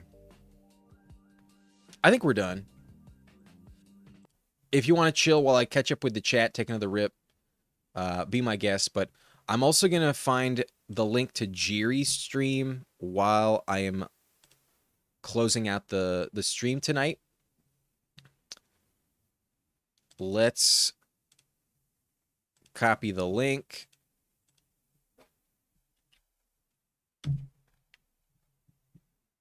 If you would like, Jiri Football will be live in 9 minutes. And you can find him here at the link. I'm just going to catch up with the chat, take a rip from the pipe, and say goodnight, though. It's getting a bit late. I'll chime in with Jiri for a little bit. I don't think I'm going to be drafting with him. It looks like he might be on DraftKings. But, all right. Mac Nova could have gotten to sleep earlier and auto-drafted in regards to Danimal. What if Pollard and Algier get traded at the deadline and he now has 5 starting RBs? Yeah, Megamind strategy for sure. Galaxy braining is correct. But yeah, he's onto something. Honestly, when I look back at it the second time, it wasn't as terrible. Maybe I was just in the mood to crack up, but it was a good. It was pretty hilarious. He just drafts the backups every draft. If he hits 2 of them, he's going to cook. Super risky. I don't hate it. On further viewing, I didn't hate it as much. I'm not drafting it that way, though. I'm not taking 8 of them like that. With Arizona and Tennessee, those were the 2 most worthless running back rooms in the league last year. In terms of touchdowns, those 2 were fucking dog shit. In theory, but yeah. Danimal always has fun teams. Danimal's gonna mix it up. You know, it's unique. That in that regard is very unique. But no worries, Jiri. Happy to let the people know. I don't know how to set up the redirect. That I'm still not sure how to do. But you know what I'm actually gonna do? We have 57 people watching, and it's near the end of the month. If you made it this far, I'm gonna gift 5 Membies right now, just because y'all made it to the end of the stream and you're still watching. Let's do it. I'm sending 5 gifted memberships right now.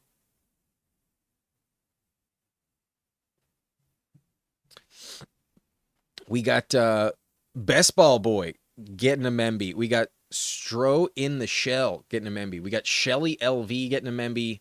RJ Music getting a Memby. And then Kurt Jones also getting a Memby. I only recently discovered, like a few weeks ago, about these gifted memberships, and we are super late into the stream, or past 3 hours. Might as well give them away.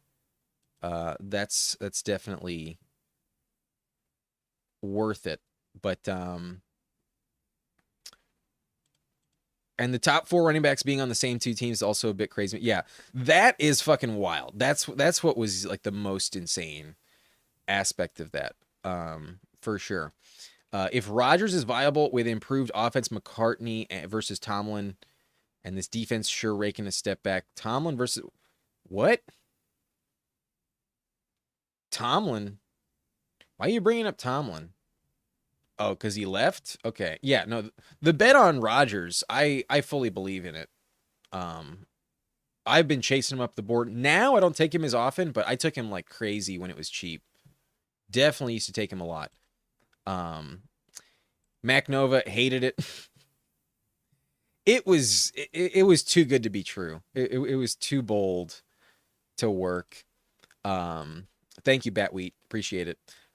J Rock, so fun drafting in your stream. So much more entertaining than solo drafting. Thanks for doing. Appreciate it, man. Appreciate the compliment.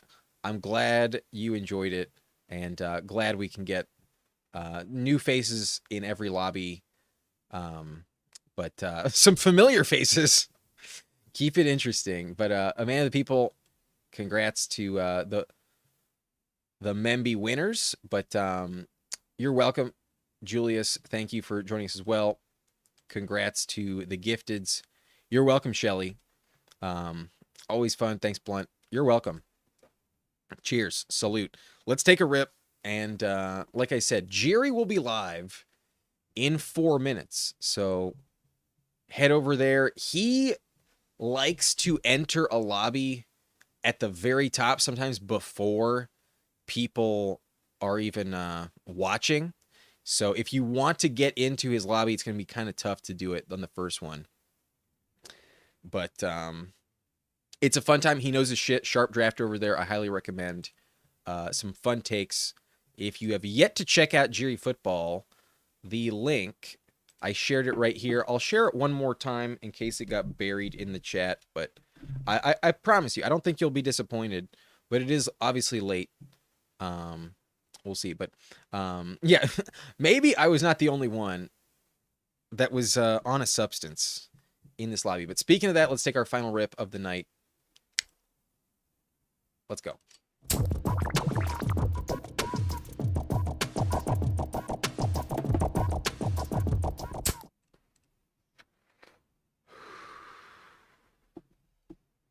Cheers, y'all. Hope you have a good night. I'll see you tomorrow, I think late night as well. I don't think I have the time during the day. I'm going to be playing golf in the morning. Then I'm going to be live in the mid-afternoon on GAB for Life. Our boy Young Moolah will be live tomorrow at 3:45 p.m. I'll be joining him on his stream. So check that out over there. I will be sharing the post on my channel. So if you want to check that out, I'll be live with him for, I believe, 2 drafts. But then I have dinner with my mom. It's her birthday. So I will be out until probably 8:30, 9 p.m. I don't know if I'll be back. So look out for tomorrow's late night stream on Friday. I'll see y'all tomorrow. But later, bye-bye. See you on Jerry Football's channel. Follow the link. You won't be disappointed. Later. Bye-bye.